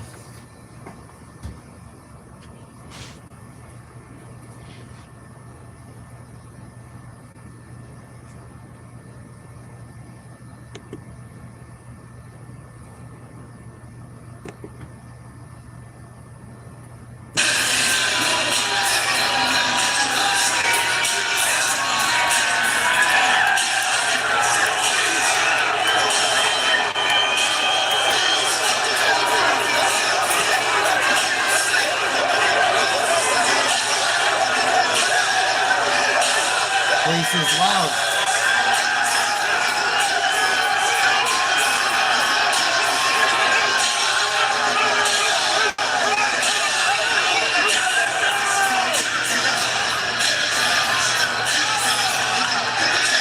The reaction to John Silva from the crowd is just as It's a good intense song, Vincent. as the man himself. And any UFC athlete that has tried to match wits inside the octagon with him has been barking up the wrong tree. 13 fight win streak into his biggest test to date. Talk about two sides of the coin. He is either barking all intensity, game face, or wearing the emotions of dreams that he had that he is now living. John Silva, the biggest spotlight of his career, comes tonight. John Silva has just shown up, and you can see the confidence he has. He has not a doubt in his mind. And let me just tell you, to walk in and receive all the energy he's receiving from the crowd is a lot. I mean, a guy like DC used to sprint all the way to the octagon because it is that overwhelming. So the fact that he can just really take this in, enjoy it, embrace it, this is how he does the entire fight week. He doesn't resist any of it. And that is a real thing for the mind that you can see he embraces and he believes. And the other thing about this fight that's so interesting for us is there's 25 first-round finishes for these guys. This should be a good fight. That is insane. So do not blink. This is going to be fun to watch. And then him coming out to DMX is just perfect. I mean, DMX is just a dog, man. Like, and this guy's a dog, too. And he's, look, that's him and his wife. His wife holds fast. She's a part of the team, and she settles him. Because, like you said, Fitz, he is an emotional guy. But that emotion is what makes him so special, right? He takes a lot from her. And this guy has a lot of confidence, like Dom said. But why wouldn't he? He hasn't lost it forever. He's been doing his thing for so long now. And he's been knocking guys out. When he's fought the best striker, he's knocked him out. When he fought Bryce Mitchell, who's a phenomenal grappler, he submitted him. That's true. He can do it all inside the octagon. And tonight, with both and to be the champ again. To beat the last guy to fight him, John Silva really could put himself on the short list of guys that could be fighting for the UFC featherweight championship. It's a big opportunity for John Silva. Shown the fight poster upon check-in this week on Tuesday. Big, Not big believing that opportunity. his face was where it is now to promote such a massive event, to do so against the former title challenger Diego Lopes, who we'll see in just a moment, and to do it Come on, Diego. after making his UFC debut in 2024. I mean, this guy not been long. Unbelievable. Well, you got to worry about getting hit a Much little like bit. Yeah. Diego Lopez's rise, You can't be a did not fucking take moron long. either. And for John Well, you Silva, can't be man, gun shy. That's what happens when you have a dominant champion. The You have a objective dominant is to not champion. get hit. They need new challenges, so guys hit. rise quickly. And not just that, but it's the way he's Sometimes you done gotta it, eat guys. one. It has been impressive to watch. Watch how he hangs on the octagon side.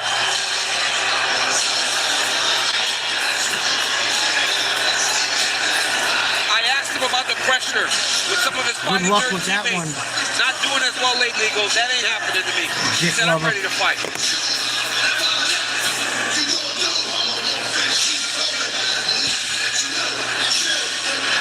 It's a show for this guy, man.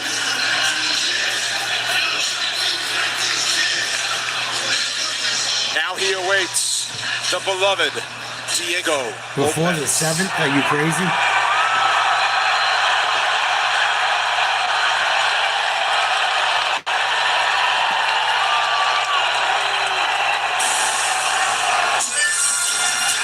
Here comes Diego.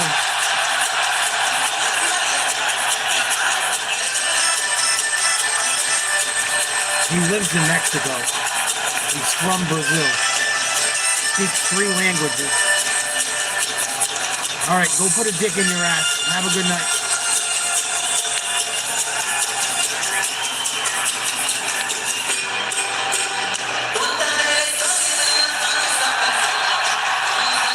Your screen name tells me how intelligent you are. Have a good night.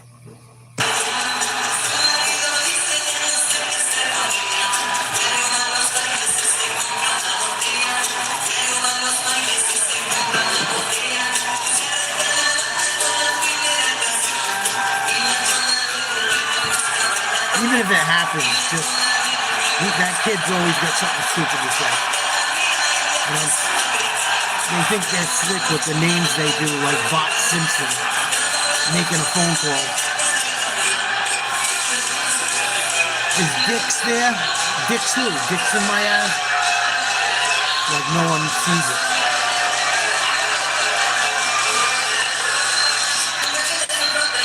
Fucking moron.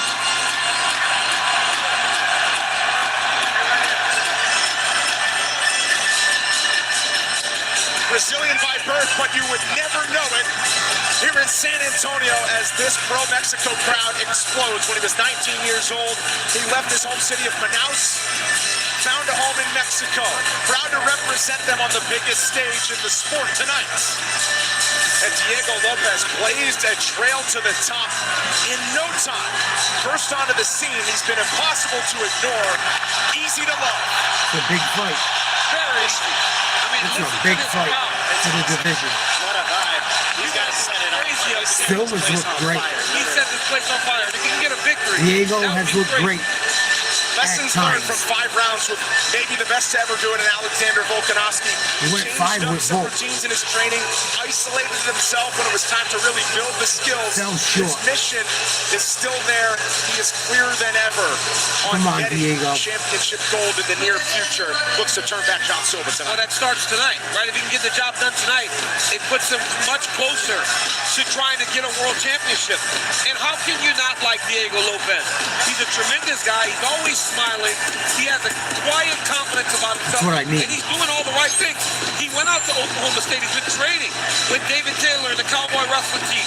He even has a couple of the kids here with him that have been training with him. He has his own gym, own cage, isolated. He's doing all the right things to give himself an opportunity. But the reason we love Diego Lopes and the reason we love John Silva is because of their ability to finish fights. They both have exploded onto the scene because of that and that only. Show me 4 fights, Diego Lopes. Not to mention, what makes you think a person with the name Dick's in my ass has $500 to put on anyone for a fight? I just can't deal with stupidity anymore. Occasionally, but not too much. Is their mindset, their camps, their discipline, everything about what they do to prepare for this night is perfectly on point. And it makes the whole energy of this place light on fire. I'm so pumped for this. It got you dancing. Yeah, it's awesome. Got a bunch of imbeciles running around the internet lying about everything they fucking do. Just trying to fucking drive people crazy. That's why shit like we seen happen this week happens. Because the world is just full of morons. Lopes, the second-ranked contender, 2 years older, 4 inches taller, has a sizable edge and It's reach as fucking well. retarded, dude. John Silva, It's just stupidity. the betting favorite. Not even the bet. Time to set the table, Bruce He Buffer. comes in all the time saying dumb shit. Ladies and gentlemen, this is the man. Go play with your bitch. Go play with your mom, your sister. Second by the Texas Department of Licensing and Don't play Regulation. with me. Our 3 judges scoring this contest in octagon side are Chris Lee, Charlie Amato, and Junichiro Yeah. Kamisho. And when the action begins, our referee in charge of the octagon, Mike Beltran.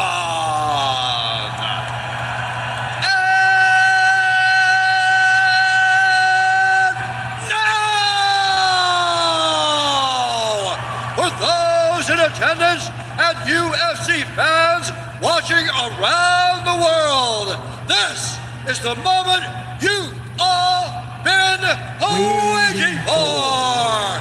Live from the sold-out Cross Bank Center in San Antonio, Texas.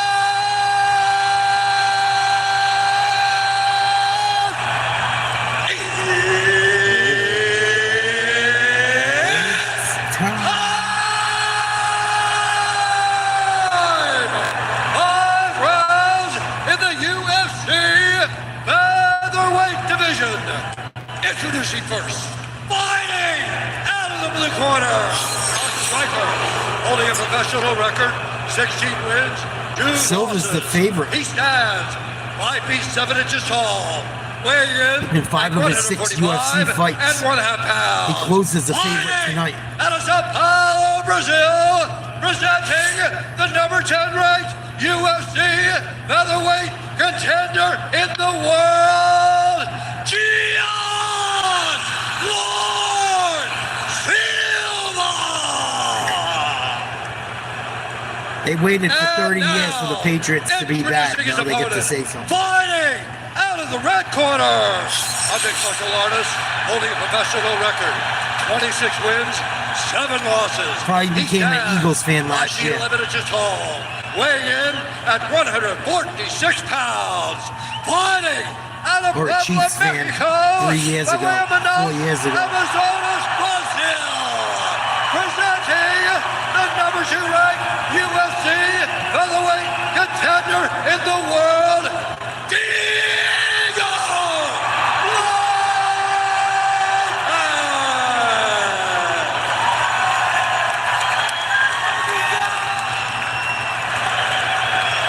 Jumping over the rules already. Protect yourself at all times. Obey my commands at all times.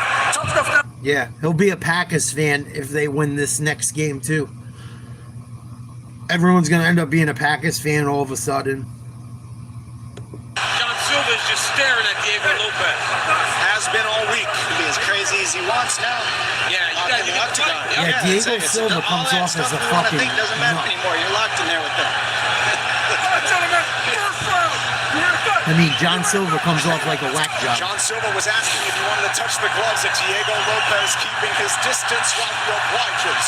Lopes, the underdog in black. John Silva is in Half green. kick And when Lopes. we were here in 2023 for a UFC Fight Night, Diego Diego's got Lopes longer was not yet on the reach UFC and height, I roster. believe. Just weeks later, Nice he front kick, Silva. 5 days notice, and he has been on a rocket ship to his current position as the second-ranked featherweight Half contender. kick Silva. Literally grabbed the Half hands and kick just teeped him Lopes. right in the forehead, right off the bat to find his own range in Silva. I mean, it's just a different strike to land right off the bat.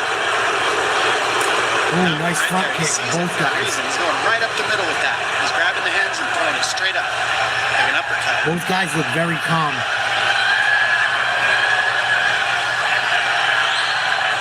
A few months after the debut of Lopes, John Silva fought on Dana White's Contender Series.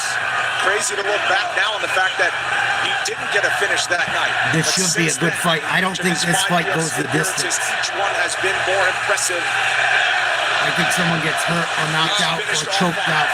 Already redness on the leg of John Silva. Diego Lopes, a lot of calf kicks. Wide stance of Silva leaves it open. Use them calf kicks, Diego. Silva's using them. These two fought on the same card in their last appearance. Silva's trying to point at Diego's face and body. Oh, nice takedown, Diego. Wow. He's been working out with Oklahoma. Silva's game plan. One hook in. Not this early. Dry. Completely dry. He's got the hand control well. Let's see if he can get out of this because Diego is nasty. Diego got him in mount. Uh-oh, Silva tried to escape. He's in mount. For an on-triangle choke. This could be over. Settle back, chest to chest. 2 minutes in. There's levels. Wow, Diego's been working on his grappling. He's working out with Oklahoma State. The bump. Diego's high up on the chest here. That eliminates him bumping with his hip. Good job by Diego. Staying heavy. Ooh, Already cut him. big elbow caught him. Diego's laughing. Dropping elbows on top of his head. Silva's in trouble. Could be over. Choke him out, Diego. Get that in there. Oh, nice. Nice job. Half Nelson. Diego's too strong. Too dry. Diego's got him in trouble. When he tries to grab him and clinch, Diego elbows him. 2 minutes. Oh, he's got a whizzer. Look at that now, isolating the right arm. Oh, he almost had a crucifix. Wins by submission for Lopes. Lopes letting him have it. Silva's laughing. He don't like it. Diego's fucking him up. Silva's still looking for a way out, trying to get out of the back door, but the legs are locked for Lopes. I mean, Lopes killing him in mount. It'll be a miracle. He's got 2 more minutes completely mounted. I can't believe the ref isn't going to call it. He's got to do something. Silva's got to do something. Mike Beltran is close to stopping it. Yeah, but Silva's not ready to stop it. He's not ready to stop. There we go. Now we got to fight. Oh, now Silva on top, standing. Gets out of it. He shouldn't stop it. Nice right, Silva. That was a great job by John Silva. Getting his hand under the leg. That fight almost got stopped. The most adversity we've seen. Lord Silva taking the octagon, but back to the center. Half kick Diego. John Silva fight a guy that was trying to take. Ooh, nice head kick, Silva. It was Bryce Mitchell. Right up the middle. Every takedown. Diego got the first one he tried.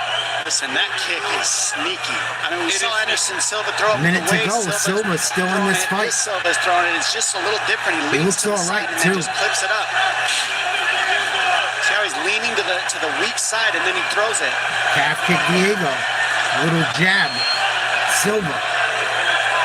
Now, how quickly are you trying to take him back down if you're Diego Lopes? Immediately. Diego Lopes has caused a couple nicks on Silva's head. He's bleeding. Diego throws the jab. He goes behind the jab and throws the teeth. It's very sneaky. He's going to watch that front kick from Silva. Because he steps aside and throws it. Nice. Straight right, Silva. Diego firing back. Diego better not take too many of those. I know he's shaking his head. No way. The thing about that takedown, 8 seconds. is Double jab, Diego. A decision by Silva. It wasn't an actual shot. Another jab, He Diego. doesn't use too much energy either. Quick 30-second break. Silva talking shit. Diego walks to his corner with his head held high. First round, Diego Silva's might be a 10-8 round. He dominated majority of it. All but about 30 seconds. Silva's sneaky though. He throws a kick right up the middle. Nothing special. But he steps to the side just in time when he throws it, and it's fucking sneaky. Diego better watch it. He got clipped with one. He's got to be careful. Because that shit will end up causing a knockout. Move your hips. Don't allow. So it's swinging a Diego bat. Lopes get the mountain. Every time John Silva tried to hold him close, Diego just started elbowing him. 12 to 6 elbows changes the game from the mount. 12 to 6 and elbows here's that are kick no that Don joke. was talking about from John Silva, right on the chin of Diego Lopes. John Silva's a nasty little fuck. He's tough. 25 combined first round finishes. We nearly had one. But the toughness John to Silva withstand that early storm from John got Silva out of that just trouble to the start of somehow. round 2. I thought Diego had him. John Silva's corner had some great advice. They said that was the worst possible scenario. And you went through it, and you're still by here. Silva to If stop. there's a round to make a mistake, it's round 1. You did it. Now you're fine. See if Diego tries to worst case shoot. It was the worst case. Because he was completely dry, mounted by Diego Lopes, and he survived. Diego's been working on his wrestling a lot. Silva's putting to the body early. Notice how much he's going to the body. It'll get Lopes to drop his hands. Yep. That guard's up high, so he sees Both guys' he feet. can't get to the head. It's just a smart read. Half kick missed by And that Lopes. sets up the kicks up the middle, too. Silva, gun shy, faking. Lopes didn't go for any of them. We'll see when Lopes shoots again for another takedown attempt. 1 for 1, and all that damage on top. Ooh, nice right hand by Silva. Fluidity. Silva, he's just Another one. He's reaching, he's grabbing, he's giving different range looks by grabbing the hands and feinting. Nice left and a right. Lopes hits him with a big right. Some eats return fire from Lopes with the right. Close round Lopes isn't going anywhere. so far. Yeah, Lopes is taking some big shots. Early this round would go to Silva. It's going to be multiple shots, and if he's going to put Lopes down, it's going to take a combination. They're talking a lot of shit. Silva's talking a lot of shit. Throws a nice two-piece. And then a jab. Oh, Another two-piece. Silva's getting off now. Silva's starting to get off. Diego hangs in there, bites his teeth. and smashes him back. Lopes is most dangerous. We've seen him knock two guys out where he's in the clinch. Ooh, Silva just missed. And connects his combinations. Hit him with another right. Range. This is a Silva Starting style. to find his jab. It's when he counters. Lopes, nice elbow by Silva. Throwing nasty elbows. Ooh, spinning elbow. Man, Silva's got a lot of stuff, man. A lot of weapons. I mean, he's just fluent and loose. Another right hand Silva. Straight left. And it's fun to watch, but right now that calf kick is doing some Silva's serious looking more damage. comfortable as this goes on. Really sharp, and it's working for him. He's got the pressure. He's in this. Yeah, he's in this. Diego's got him up against the fence. Got caught himself. Both guys land a couple. He's so confident and just having fun in there. Diego didn't like that last shot. Flying knee on the entry. He'll stay right there. Diego didn't like that last punch he got caught with. He got caught with another one. Silva starting to roll downhill. And another one. All Silva round 2. Front kick. Diego's got to get straight left. Diego's in trouble. Lopes still fighting back. Silva getting creative. Halfway through round 2. That spin elbow's Silva's having a killer second round. Setting it up. Just got caught with an uppercut. Returns with a left hook. Calf kick. Lopes. Watch that back elbow. That's the one that's going to get through off that Couple jab. calf Lopes kicks, is Silva. not careful. Lopes is throwing, but not with intent when he gets caught. Oh, Lopes got him with a 2-piece. Touching him with jabs. Huge response in round 2 from Silva as we look at significant strikes in this frame. Silva up 33 to 20. Significant Diego strikes Lopes rate. take a step back though. I mean, he's not going anywhere. He's in this. Minute 30 to go, round 2. Oh, he missed the big one. Got taken down again. That's a takedown. Easy takedown that Silva gave up. That's a second takedown by Silva. See what he can do with it. Silva trying to get back up. Lopes, you see, has laced the Got right wrist leg of control. Silva. Lopes laced his right leg. Gonna put another takedown. Whizzer. Back up. That was a nice choice.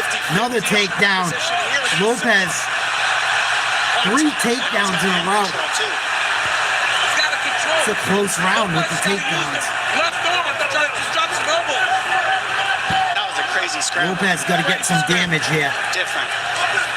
Go straight to the single and Get back to the feet. So that's how you get up to the bottom to his feet. Oh, Silva connected. Big elbow, Lopes. My goodness, the exact fight we were looking for and expecting. Dog fight. Crazy technique. Oh! Spinning elbow! Diego just caught him! Holy shit! He's bleeding everywhere. This is over. Oh, he just destroyed him. Holy shit! Woo! Hit him with a spinning elbow and just ripped his whole forehead. Wow! That was brutal. That was fucking the most brutal knockout I've seen in years. Incredible. Like since the Tony Ferguson knockout. Holy shit. Look at the damage below the left eye. Oh, he punches him. Oh, Silva wants to fight him. He's a fucking lunatic. I told you he's a weirdo. That's a good stoppage. He split his whole shit. He was done down. I don't know about Silva is He was fucking done. Look at his face. He had huge moments. Holy shit, Diego Lopes pulled one out of the hat. Belongs to Diego Lopes. Silva hit him with a couple shots. He hit him with a spinning elbow up against the fence from a fucked up angle. The corner to bury the hatchet. I don't know if that's the case. Wow. Diego Lopes landed that same And spin Silva's elbow. such a whack job. Look at this spin elbow that he lands. Beautifully timed. He's mad the fight stopped. Oh my god. He's already hurt. He's already out. That fight should have been over. You see the blood everywhere. That's a wrap, man. Oh my god. By Diego Lopes. They both landed that elbow, and Diego Lopes came out on top. Nasty. Well, you said it. That was what was going to land. Man. John Silva was Nasty, going to be the one nasty, to land it. nasty. They both did, but man, that elbow is way underrated. We're seeing more and more in mixed martial arts today. Wow, he split his whole shit. Diego Lopes, what a fucking finish. Let's just live in this moment. Francisco Grasso, Alexa Grasso's uncle. Wow. The glasses on as the head coach. I want to see it again. Silva came up. Actually gets him in the Look, back he's of the still head. mad. Wow. We're going to settle this one with Diego Lopez's Wow. big moment when we return. Quick 30 seconds. What up, Pam? That was fucking big time.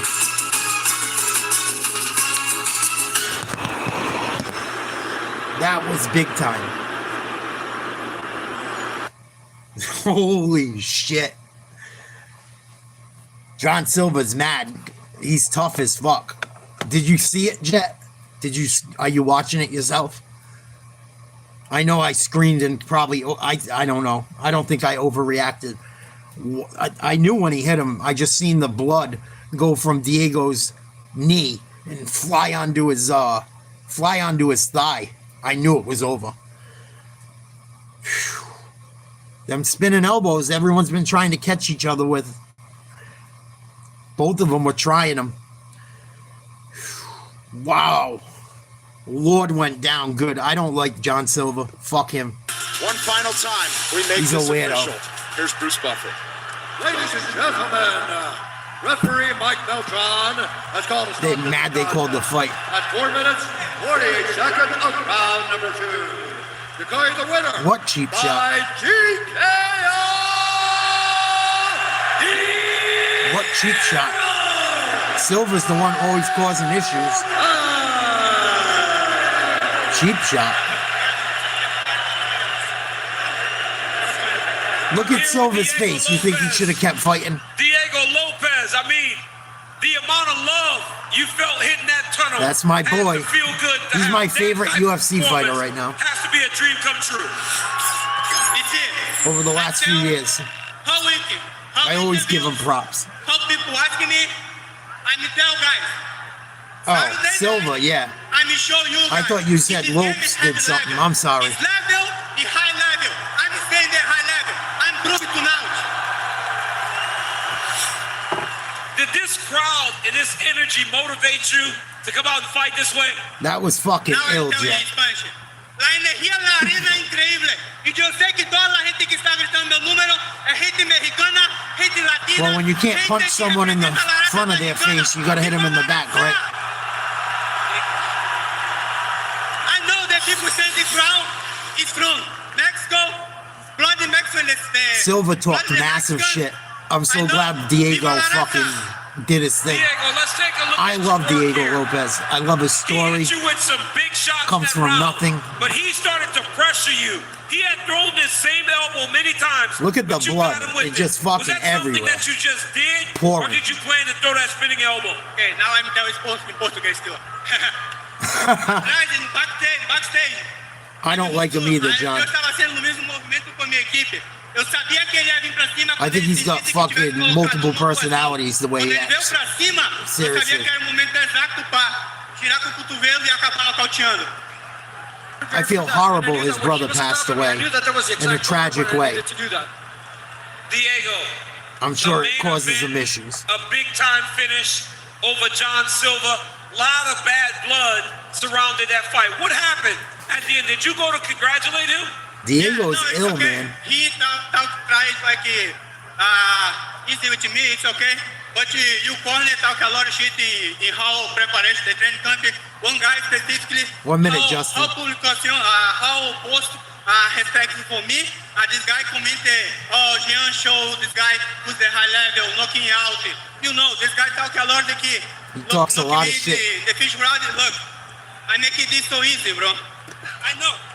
I tell in the yesterday in the weight, easy money. You know, for my weight, it's for the fight. I tell my manager too, bro, this is the fight for me. Tell Hunter for another fight.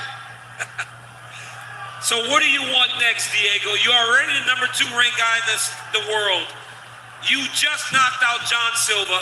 What do you want next? I don't know. I need to talk to Hunter, my manager, Dana, Sean. I'm ready for the next opponent. If you think I need one more fight, I take one more fight. Send me the next guy.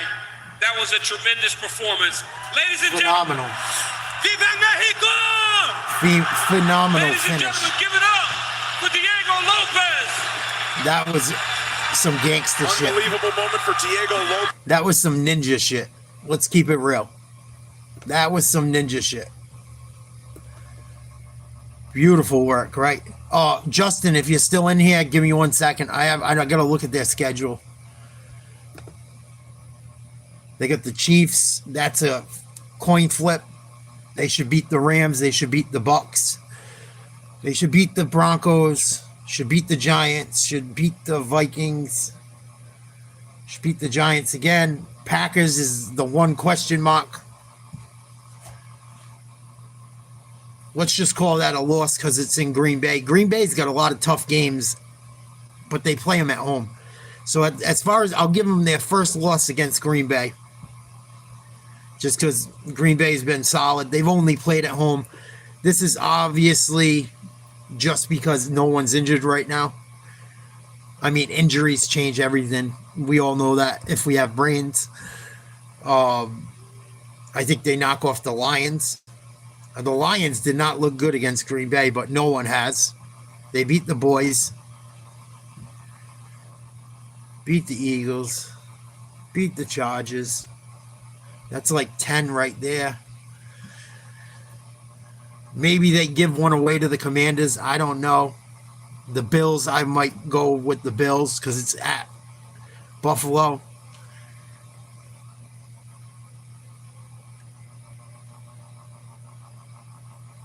And then they play the Commanders to close the fucking season.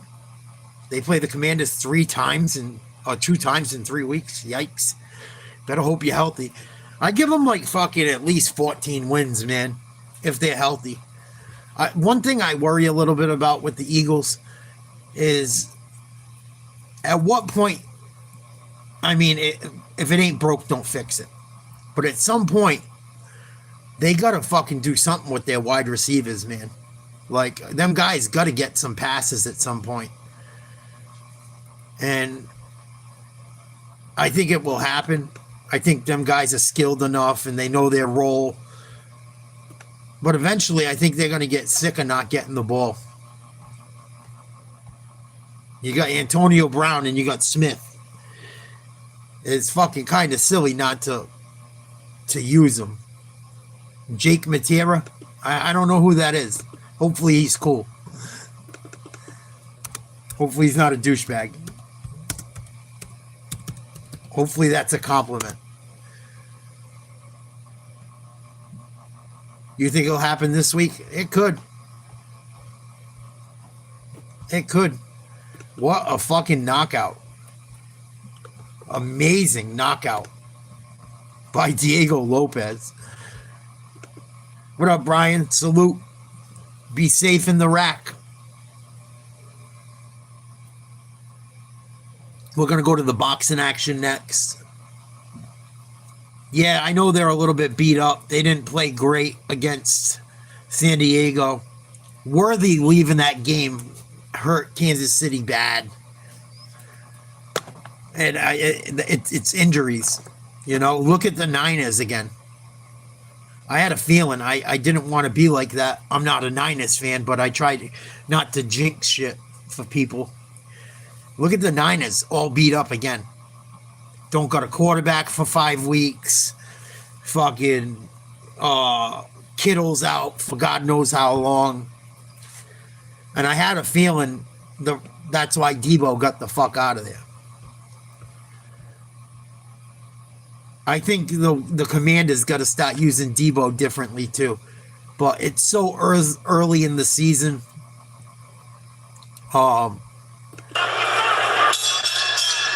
Don't want to get too crazy about anything just yet, you know. But I mean, the only team, and I didn't see who the Eagles played last week. Oh no, wait. Eagles played the Cowboys. We're in week 2. Sorry. I'm trying to think. I'm thinking it's week 2. We've already had 2 games because certain teams have.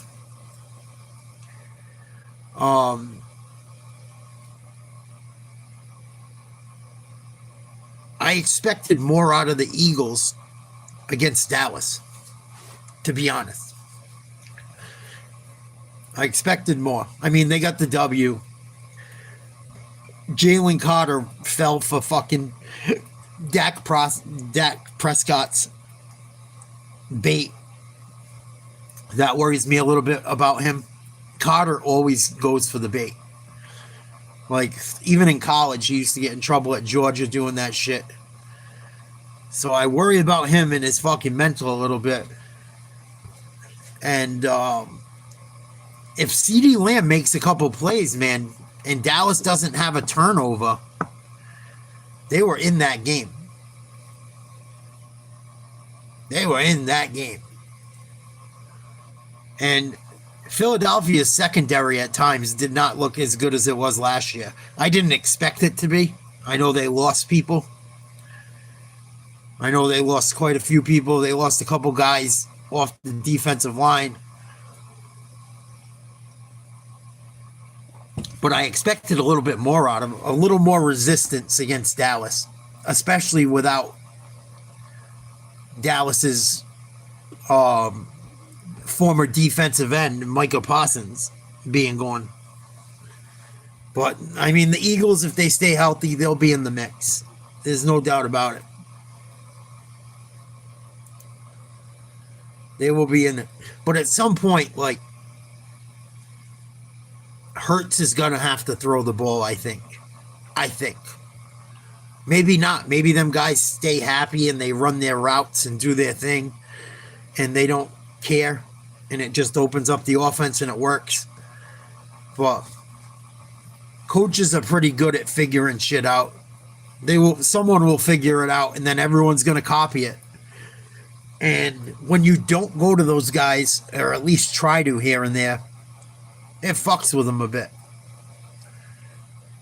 You know, I know Saquon's great. I know Hurts runs an excellent RPO offense. You know, he's very good at that fucking shotgun or half. It's not even like a full 5 yards. He gives him like 3 or 4 yards where he gets the ball. Runs that RPO.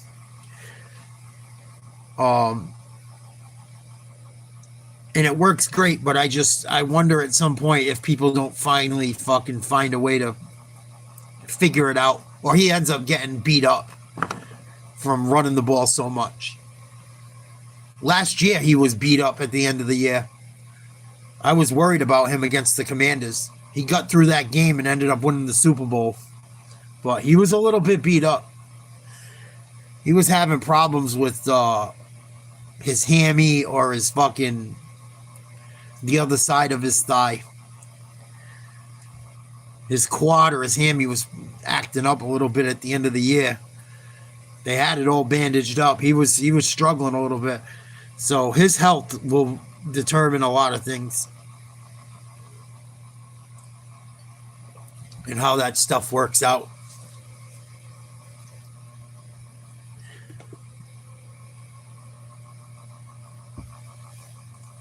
Main card for Canelo and Crawford should be starting very soon.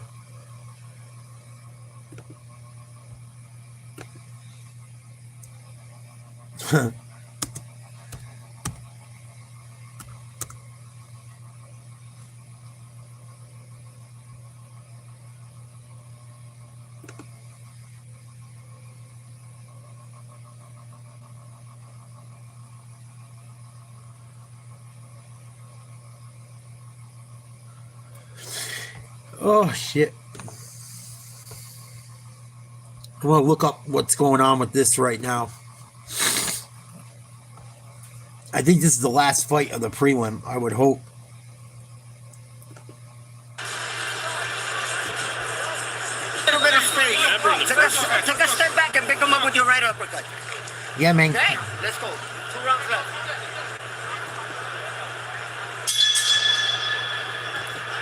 All right, here we go. Round 9. You could call it round 17. Oh, shit. John Anik calling the boxing match.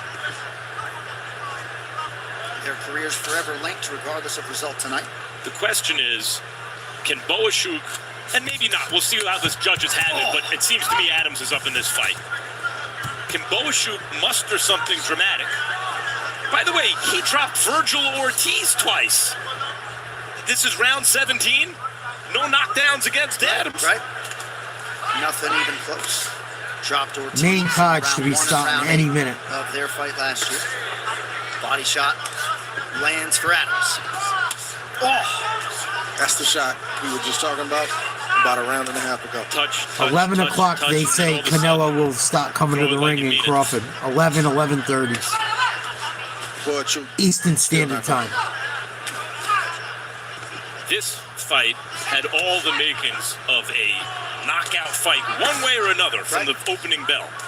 And both guys are still here in the 9th round.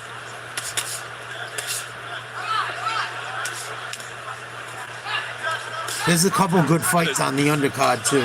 I mean, of the main card underneath Canelo Crawford. Because this is the BMF fight of the night so far. Oh, for sure. Oh, Adams and Boachuk going at it. They're just staying in the pocket, ripping each other in tight. Adams has been the busier fighter statistically over the second half of the fight.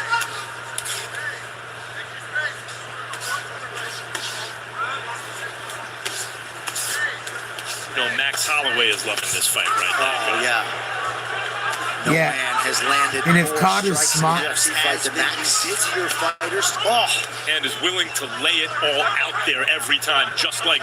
If Carter's smart, the next time they play the Cowgirls, he's gonna make sure he fucking doesn't do something stupid and rip Dak's fucking head off. He should have just used it as motivation. I get spitting on people fucking pisses you off and shit. But at first I thought Carter was the one that started it. Knowing that he wasn't, Dak Prescott's lucky he's fucking alive.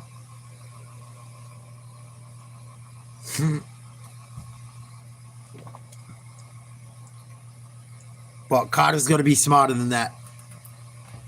And I hope Dak got in some trouble for it. I hope they find him or something. Fuck. Man, and for the rest of next week. Oh. And I'm hurting just watching this. That is the end of round 9. One more to go. You got a feeling like this. I still can't believe that knockout from UFC. Holy shit. That shit was nasty.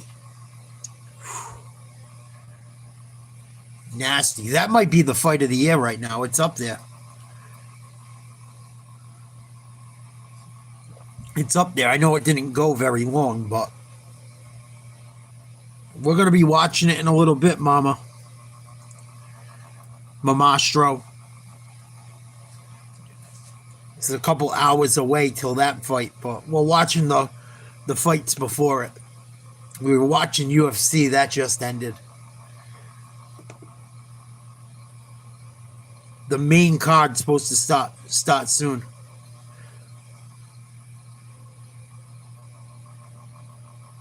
I don't think Canelo Crawford beats what beats the knockout in that fight from the UFC? Probably not. They're not allowed to use elbows either, but let's check out the poll quick. Who will win?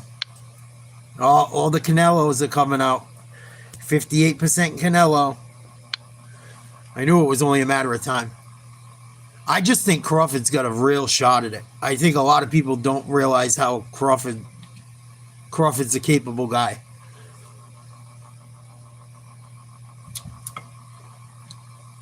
And I like Bud's attitude. I like his story. I like the guy's got 6 kids, his 7th on the way. With another woman. He's still with his wife. Still got 6 kids, the 7th on the fucking way, and fucking, or he's got 5 with the 6th on the way, something like that. A guy that has that many kids, and he's not a bum, probably not the motherfucker you want to fuck with. I'm just being honest. Kids are a massive amount of work. They're a massive responsibility.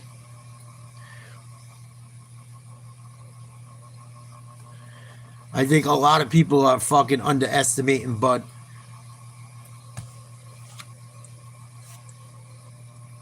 Yeah, but bigger doesn't always work, John.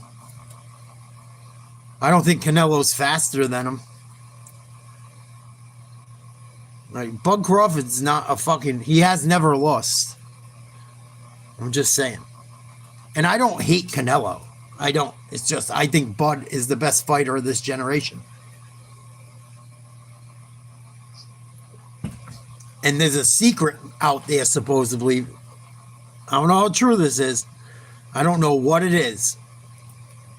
But there's a reason a couple guys are going Crawford, and they said they won't say it until just before the fight or after. I wonder if it's bullshit. Or I also wonder, did Boots Ennis knock Canelo the fuck down? Or hurt him? Or fuck him up? Why are there like 3 or 4 fighters that say there's a reason why they're picking Bud and it's a secret and they can't say it until before the fight? Right before the fight, or they'll say after. I wonder if fucking Boots got a hold of him. And Boots Ennis is very good. He's very glitchy. He's long. He's athletic. He was supposed to fight Crawford. They couldn't make it happen. But I wonder if Boots Ennis fucked him up. I wonder.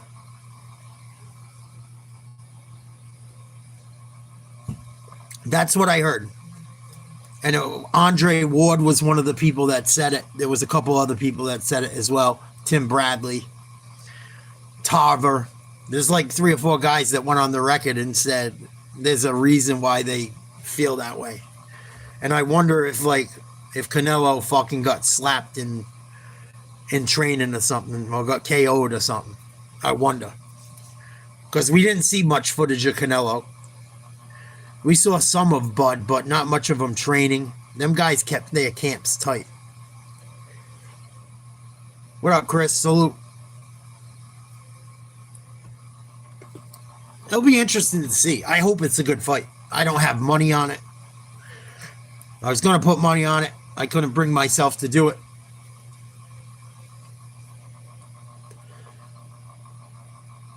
I like Bud Crawford, man. I'm American. He came up from fucking nothing. Like legit nothing. Nothing in Omaha, Nebraska, which is like fucking podunk, middle of the country. Big city in the middle of, and just farms everywhere. Yeah, I heard that. That's why I was surprised that dude, what was his last name? Stewart or Franklin? Franklin, I think. Franklin Jr. I looked at the CompuBox. I was surprised at the score. A lot of people seem to be surprised, but I guess not many punches were thrown from what I saw. But I was watching UFC more at that point. I wouldn't... one thing I pray for is there's not a... I could say more than one thing. 2 things I hope. I hope they call the fight fairly. I hope there's not fucking bias with the judging. And I hope there's not some fucked up... I hope there's not a robbery. Or a draw. Unless it really should be a draw. I got a weird feeling it could end up a draw. Like, everyone loses their money, pretty much. Not many people are going to put money on a draw. And if they do, it's not going to be a ton. Like, I got that vibe a little bit, too. I could see it going that way a little bit, you know? In Vegas, clean up. There was a fight not so long ago that was a draw that was like, how the fuck was that a draw? I can't remember which one it was. But I like the way Bud Crawford looks going into it. He doesn't look like he had trouble putting any weight on. He's still as tall, if not taller, than Canelo. I believe their reach is pretty close to the same. Bud can fight lefty or righty. I'm sure Canelo can too if he has to. I don't know if he can do it as well as Bud. His last few performances, really, ever since he fought the young Mexican kid, Canelo hasn't looked as great as he usually does.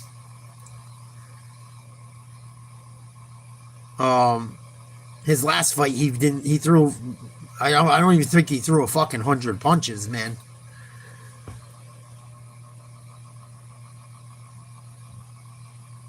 And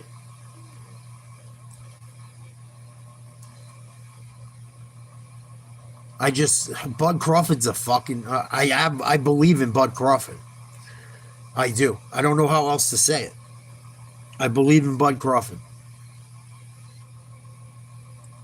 And I've been wrong before. I'm usually right more than I'm wrong. I could be wrong. But I just have more faith in Bud Crawford. The judges, I have no faith in.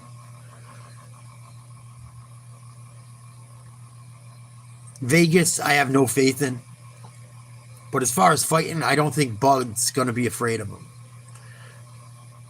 I don't think the moment's going to be too big for him. And I think Canelo bringing Boot Tennis into camp says a lot. Says a lot. And Boot Dennis only has, I think, 15 professional fights, maybe less. Maybe less. Like, he doesn't have a ton of fights. He's looked absolutely magnificent. But Bud Crawford's 41-0 with 31 knockouts. I don't know how you replicate him. I wanted to take Crawford knockout in the 11th. Crawford by knockout in the 11th, I thought about, but I don't want to fucking blow money on it. I don't want to blow money on it. The last time I bet a bunch of money, I took Bivol over Canelo, and he won. And Bivol is taller and longer and heavier than Crawford, but he's not a better boxer. He's not a better boxer than Crawford. And I like Bivol a lot. As far as his style, the way he boxes, he's smart, calculated.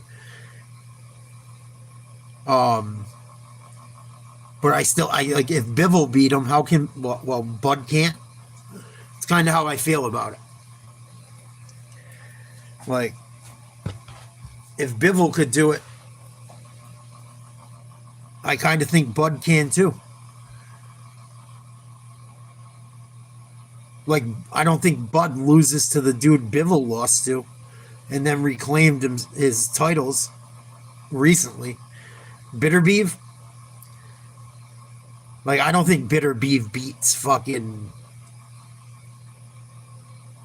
Crawford. And he beat Bivol, and Bivol beat Canelo. It's kind of just, I'm thinking out loud.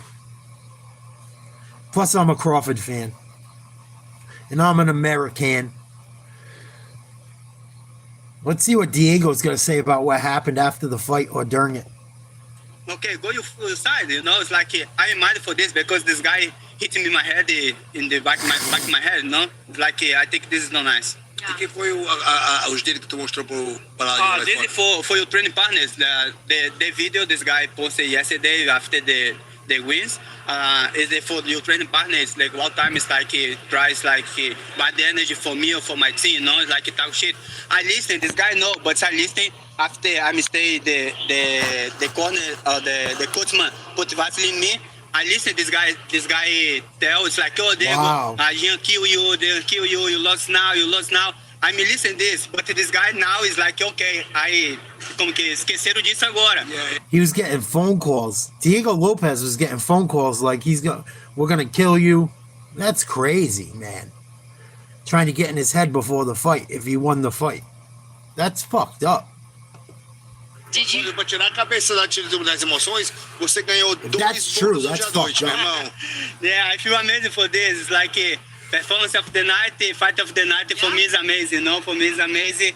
I told you guys, I prepared a lot for this fight. This is like this is for my team. This is my team. No, my team fixed it. This for me. I told you like now I'm a different guy. It's like I'm so happy for this. I'm so happy. Maybe I don't know. My coach loves motorcycle. Maybe I'm buying one motorcycle for him.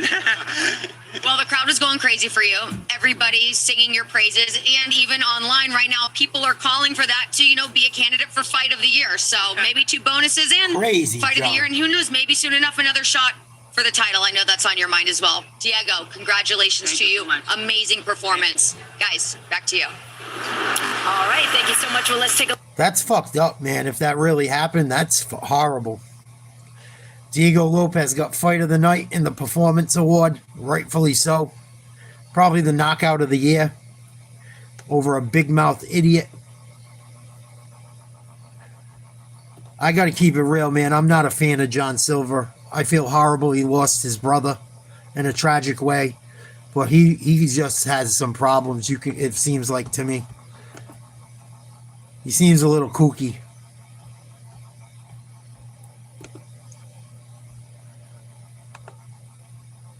I hope that's not true, man, especially with everything that's been going on lately. That's not right. It's not right.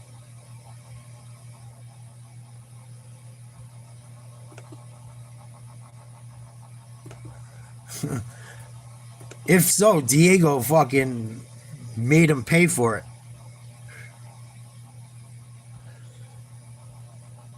All right, here's Andre Ward, Max Kellerman, and John Anik talking about tonight's fights. You guys want to talk about anything, let me know. Hit me up in the chat. We can speak about anything. We got about an hour to 2 hours of fights ahead of us before Canelo and Crawford. I'm going to go use the restroom quick, and I will be right back. I'll leave you guys to listen. Real super fights can't be promoted into existence. The way they come about is the dust settles in an era. And almost anything, sports-wise. In one corner, I don't really want to talk politics tonight. Bud Crawford fighting for I've given up on politics. boxing immortality. In other corner, Canelo Alvarez. The People are animals. Stay away from them as much as you can. At least the negative ones. Boxing could not have better ambassadors than Canelo Alvarez and Terrence Bud Crawford. They will share that ring here in a matter of hours. Let us start with the man who will occupy the red corner, the face of boxing, Saul Canelo Alvarez. Yeah, and the question early in Canelo's career is he the real deal or not? Or is he just a guy being hyped up to exploit the Mexican boxing audience, that market? Oh no, he was the real deal. And he really established that when he went through Triple G, the boogeyman of middleweight division, where he left no doubt at the end of their 3-fight series, he didn't just inherit the mantle of face of boxing from Mayweather, he earned it. And the challenger tonight, moving up to 168, Andre Ward, is Terrence Crawford. Terrence Crawford is a guy who hasn't been given anything in the sport. He comes from Omaha, Nebraska. Not many fighters that you know of that come from Omaha, Nebraska. He put the state and the city on the map, and he's constantly been questioned and doubted throughout the course of his career. He acts for this moment. Turkey Al-Akel gave it. Canelo Alvarez obliged. He has to show that tonight he can deliver. All right, so this undeniably is a super fight as we look back at some other notable ones in modern history. Some of you remember the fight of the century, Joe Frazier and Muhammad Ali back in March of 1971. The Rumble in the Jungle, George Foreman and Muhammad Ali, October 30th, 1974. Hagler and Hearns, the spring of 85. Evander Holyfield and Mike Tyson engaging for the first time in 1997. Of course, Mayweather Pacquiao 10 years ago, and now we arrive at the monster that is Canelo versus Crawford. Boxing is the centerpiece of the sports world tonight. We do not take your viewership for granted. Great to have you with us off the top. Canelo versus Crawford is live on Netflix.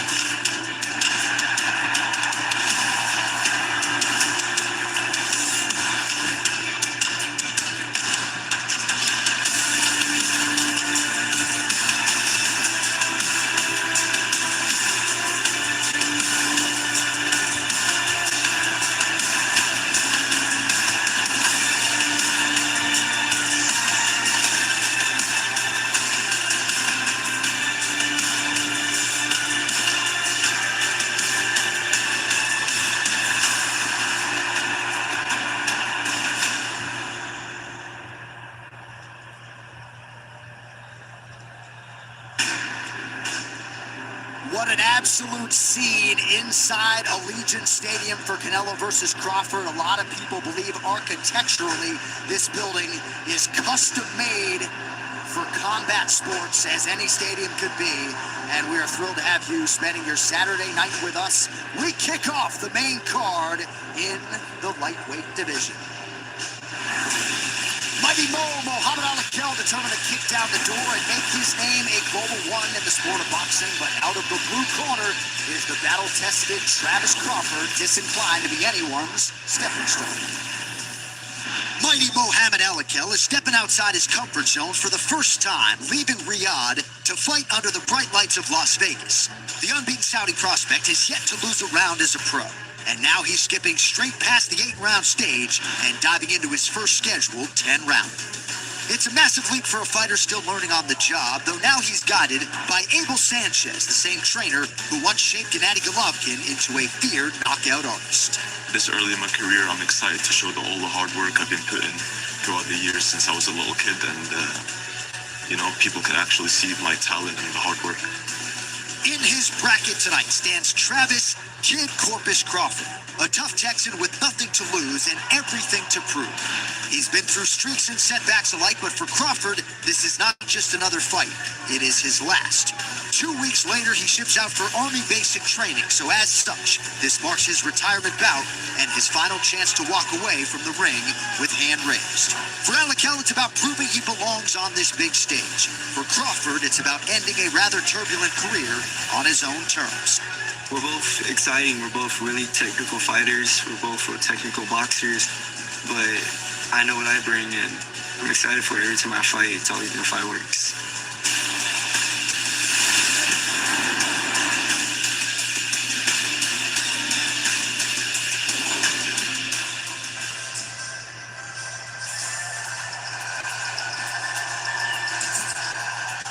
Well, with all the pageantry you would expect for a live event of this magnitude, we get ready for our first main card walkout. It is Travis Kid Corpus Crawford. Mighty Angelo with us all night. Now, Crawford wanted this fight initially. It did not go his way, but when Mohamad Al-Akel's opponent was forced to pull out, the call came around, and now Crawford is trying to barge through the door and spring what would be a monumental upset.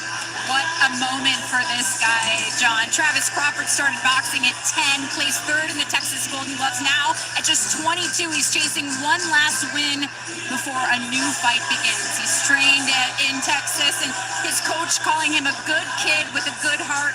Crawford steps into the ring with unique stakes. On September 30th, he ships out for Army basic training, aiming to become a Ranger. He once wanted the Marines, but hand tattoos ruled that out. No regrets. He says fighting is in his blood, and now he wants to fight for something greater. I spoke to him at this week's open workout, and he said boxing is about legacy, and his will be defined by service, sacrifice, and heart, both in and out of the ring, guys. And what this circumstance makes this fight for Crawford, and we're not talking Bud Crawford here. No, we're not. This is his title shot. There's no title on the line. It's not that kind of fight. He's fighting a novice professional. But this is his shot on the big stage. He is about to go into U.S. Army basic training on September 30th. You might have heard some of that in the feature, but we said to him, well, what if you beat Mohamad Al-Akel, who is all the rage coming in here tonight, has tremendous support from His Excellency in Saudi Arabia. What if you win? Travis said, well, I'm not going to close the book on boxing completely, but this is a kid who always aspired to be a Marine. He was disqualified from that initiative because of his hand tattoos, so he's going into the infantry. He wants to become an Army Ranger, and we appreciate the heck out of his service. We'll see what he has to offer the sweet science here tonight on the way out.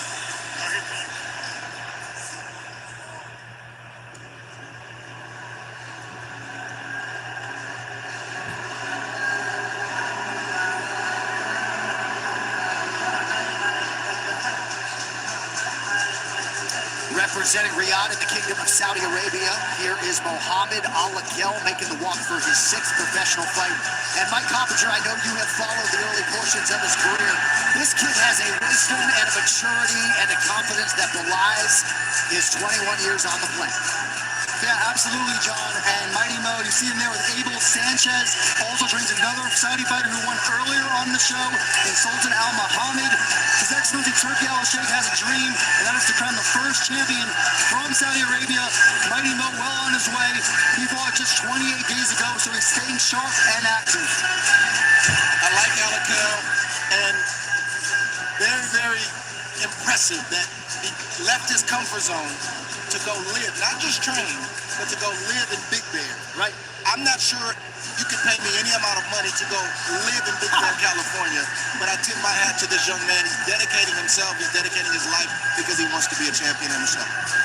And Max, he really talks like a thinking man's fighter, even though his last fight only lasted 2 minutes and 26 seconds. He was patient, he walked him down. It's going to be very interesting to see how far Al-Akel can take this career. And what I see when Coppinger mentioned Turki Al-Sheikh is looking to crown a champion from Saudi Arabia, who are these guys with? They're with Abel Sanchez. Right.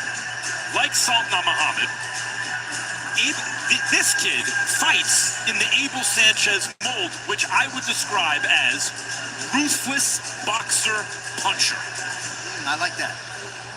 And the great Roberto Duran also has a presence in the life of Mohamad Al-Akel. Biggest moment of his professional life beckons right now in Las Vegas. And to that end, we get you the tail of the tape for our lightweight opener. Travis Crawford back in the weight class in which he belongs. Al-Akel 21, Crawford 22. Inch and a half, the difference in height. No issues on the scale for a couple of professionals here on Friday. 3 inches in reach with the Scotland-based, Saudi Arabian-born Mohamad Al-Akel. All right, now for the introductions, the venerable Michael Buffer. Ladies and gentlemen, good evening and welcome to Allegiant Stadium, Las Vegas, and the Riyadh season card featuring the fight of the century, Canelo versus Crawford, and it's all live and globally on Netflix. A spectacular Sorry, guys, I'm back. of world-class professional boxing for your entertainment. Oh, the kid Vargas is fighting, supposed to be very good, up and coming. The Irish kid. A lot of hype behind him.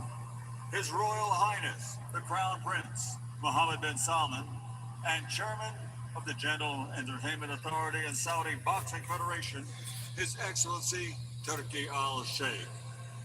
This contest and all the bouts tonight presented by Riyadh Season with the General Entertainment Authority, and it's all live worldwide. The volume sucks. All bouts sanctioned by the Nevada State Athletic Commission. Well, ladies and gentlemen, let's get this party started. This is the first bout of the evening. The 3 judges at ringside, Max DeLuca, David Sutherland, and Don Trella. And inside the ring, in charge of the action at the bell, your referee, Robert Hoyle. And now for the Riyadh season card, live on Netflix. 10 rounds of boxing in the lightweight division. Introducing first, fighting out of the blue corner, wearing white with red, official weight 132 1/2 pounds. As a professional, 7 victories to his credit with 2 knockouts. He has 4 losses. From Corpus Christi, Texas, he is Travis Kid Corpus Crawford. And across the ring, fighting out of the red corner, wearing white with green, officially weighing in at 132 pounds. His professional record is a perfect one. 5 fights, 5 victories, a KO to his credit, making his debut here in the Out United of Saudi States. Arabia From Riyadh, is the Saudi fixin'. Arabia, the undefeated, mighty Mohamad Al-Akel.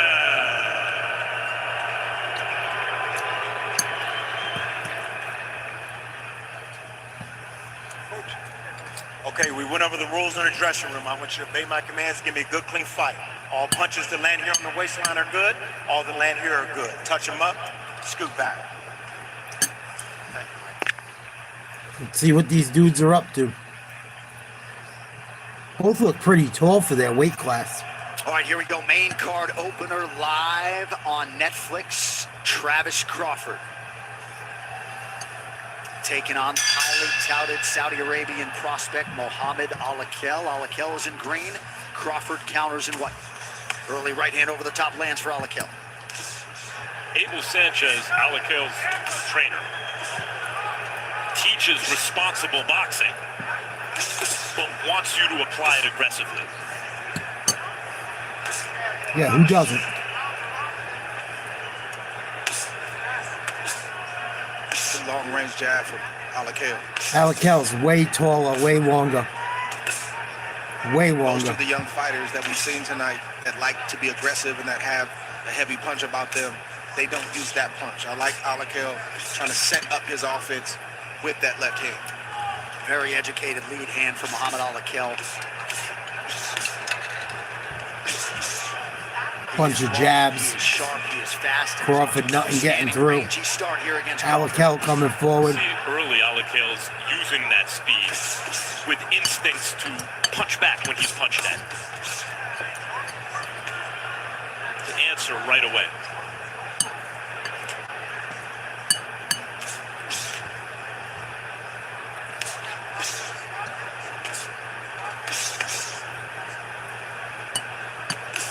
Al-Akel's father took him to a gym in Nice Edinburgh, counterpunch. Scotland when he was 10 years old. He has now lived there for an extended period of time. Al-Akel's way Sending bigger. our fighter meeting just to be in control Way of bigger. everything. He fights in a very controlled manner as he rips the body and now combos up top. And he also has real speed, guys. What I always look for in prospects is the fast twitches, right? Do they have that kind of electric speed? He does.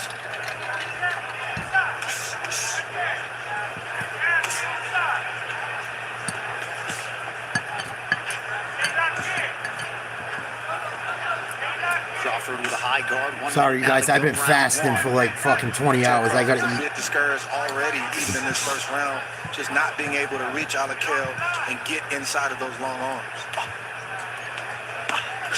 Right hand lands over the top for Al-Akel. Yeah, this is gonna be one-sided. It's no better outside the house for Crawford, so it's better for him to try to get inside the house. It's not that just that he's faster. He's taller. He's longer. It's a lot dangerous too. He's getting hit with big shots. He's way longer. That's what I mean about speed. His Like, arms are hand way speed, longer. right? His height's longer. Al-Akel is going 1-2s and catching him with right hands in the middle of the ring when Crawford's in responsible defensive position. He's got that kind of speed. The kid can't get close enough. First 10 round. He can't get in on him. He's too short. Al-Akel, previous long was 6. This is also his first fight outside the kingdom of Riyadh. 10 seconds. You know, he's got to try and catch Al-Akel. Not firing back when he gets close enough. Which is probably not going to happen. When you're shorter, you got to... If you're shorter or you have less reach against good fighters, you're going to get hit.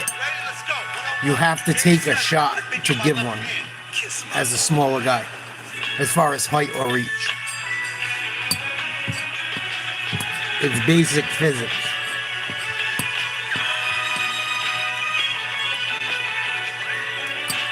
So if the little guy can't get in and get out,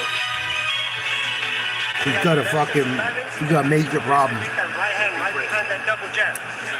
Well, this is not the only epic battle happening on Netflix. The final season of the iconic Stranger Things is going to turn the world upside down one last time this holiday season. Don't miss the start of the final chapter when Volume 1 premieres November 26th, followed by Volume 2 on Christmas Day and the series finale on New Year's Eve, only on Netflix.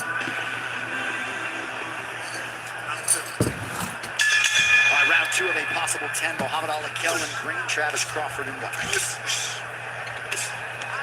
What I mean for Crawford being outside of the house, meaning the inside of the house is closer range.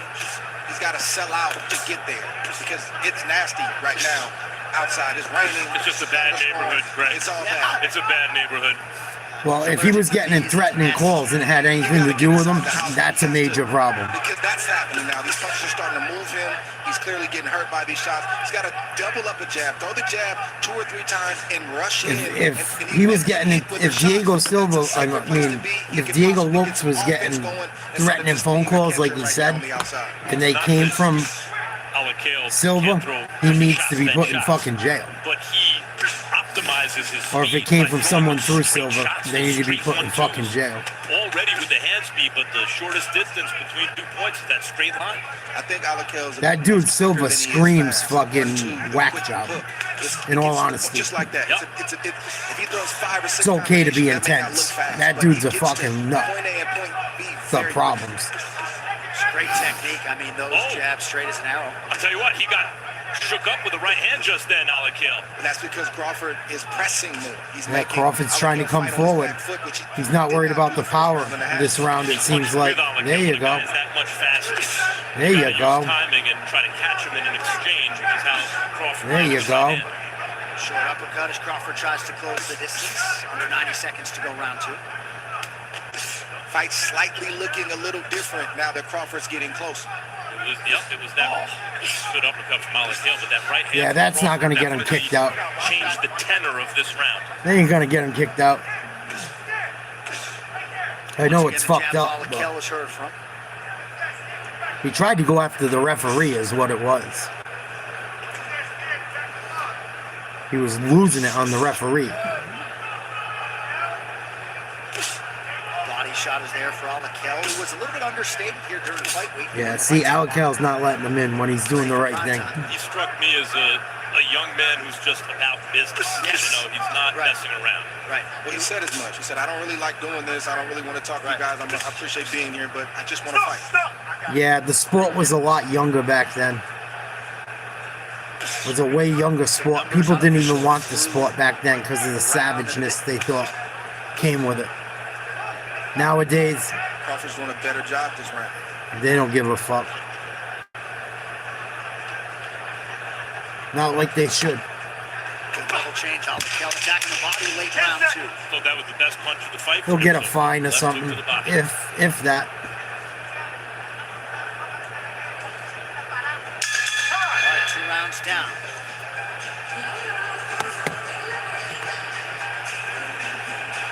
And the winner is you, because I'm making my delicious Smash Jack, rated the best burger in fast food, just $5.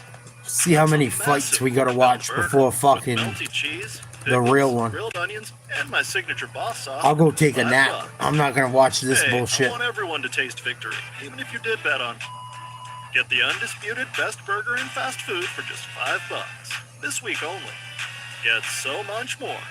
As soon as he starts coming forward, you got to give him a little thing to make him stop. Yeah, it doesn't give it an excuse. Legendary director Guillermo It doesn't mean it should be an excuse.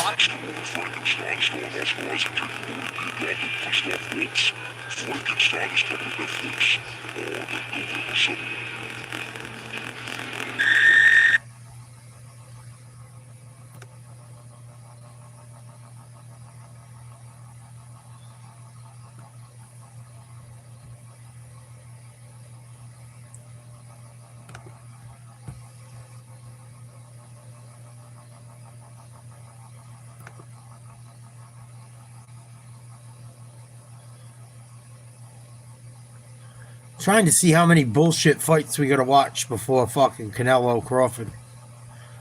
Hopefully there's only like 1 or 2. I can't watch another fight like what I'm watching right here. I'll go do some shit I gotta do. This fight is terrible.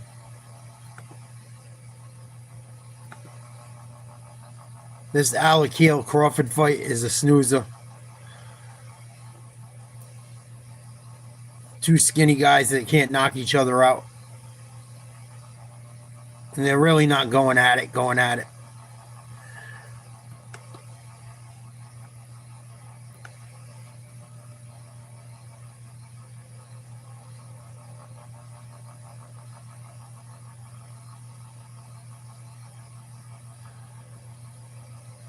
One, 2, 3.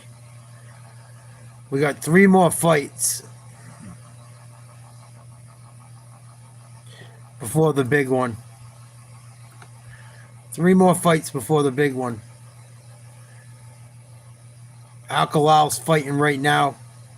Then it's Christian Mbili versus Lester Martinez. And then Callum Walsh versus Fernando Vargas Jr. That should be a decent fight from what I've heard. I've watched Walsh fight a little bit. It's supposed to be really good. He's from Ireland. 14-0, 11 KOs. Fernando Vargas Jr. Obviously, anyone who knows Vargas was a great fighter in the 90s, 2000s. His son will be fighting Walsh. And then Canelo Crawford. Ura, you in here?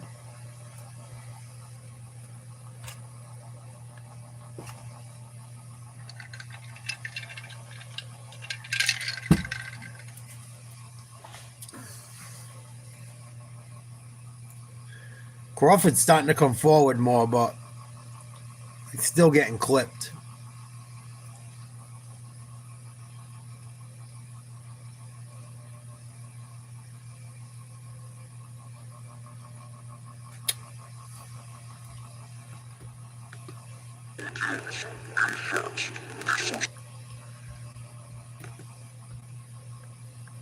Oh yeah, boxing's bigger than UFC. Everyone loves boxing. This fight is brutal.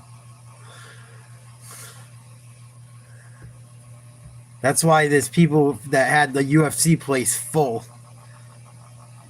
And fucking boxing still has no one in the stadium hardly. Okay, start throwing that jab, man. When you throw the perfect jab, it's working, it's on your back of the month. But you're just not following through. You have to come back with that too. But again, with the It's that the money's bigger in boxing for the guys at the top. this jab and counter that too, what we worked on, okay? It's there, son. It's there. Here in Las Vegas, Nevada for Canelo. And that sucks. You got to spend all that money on a ticket to go watch two fights that are supposedly good.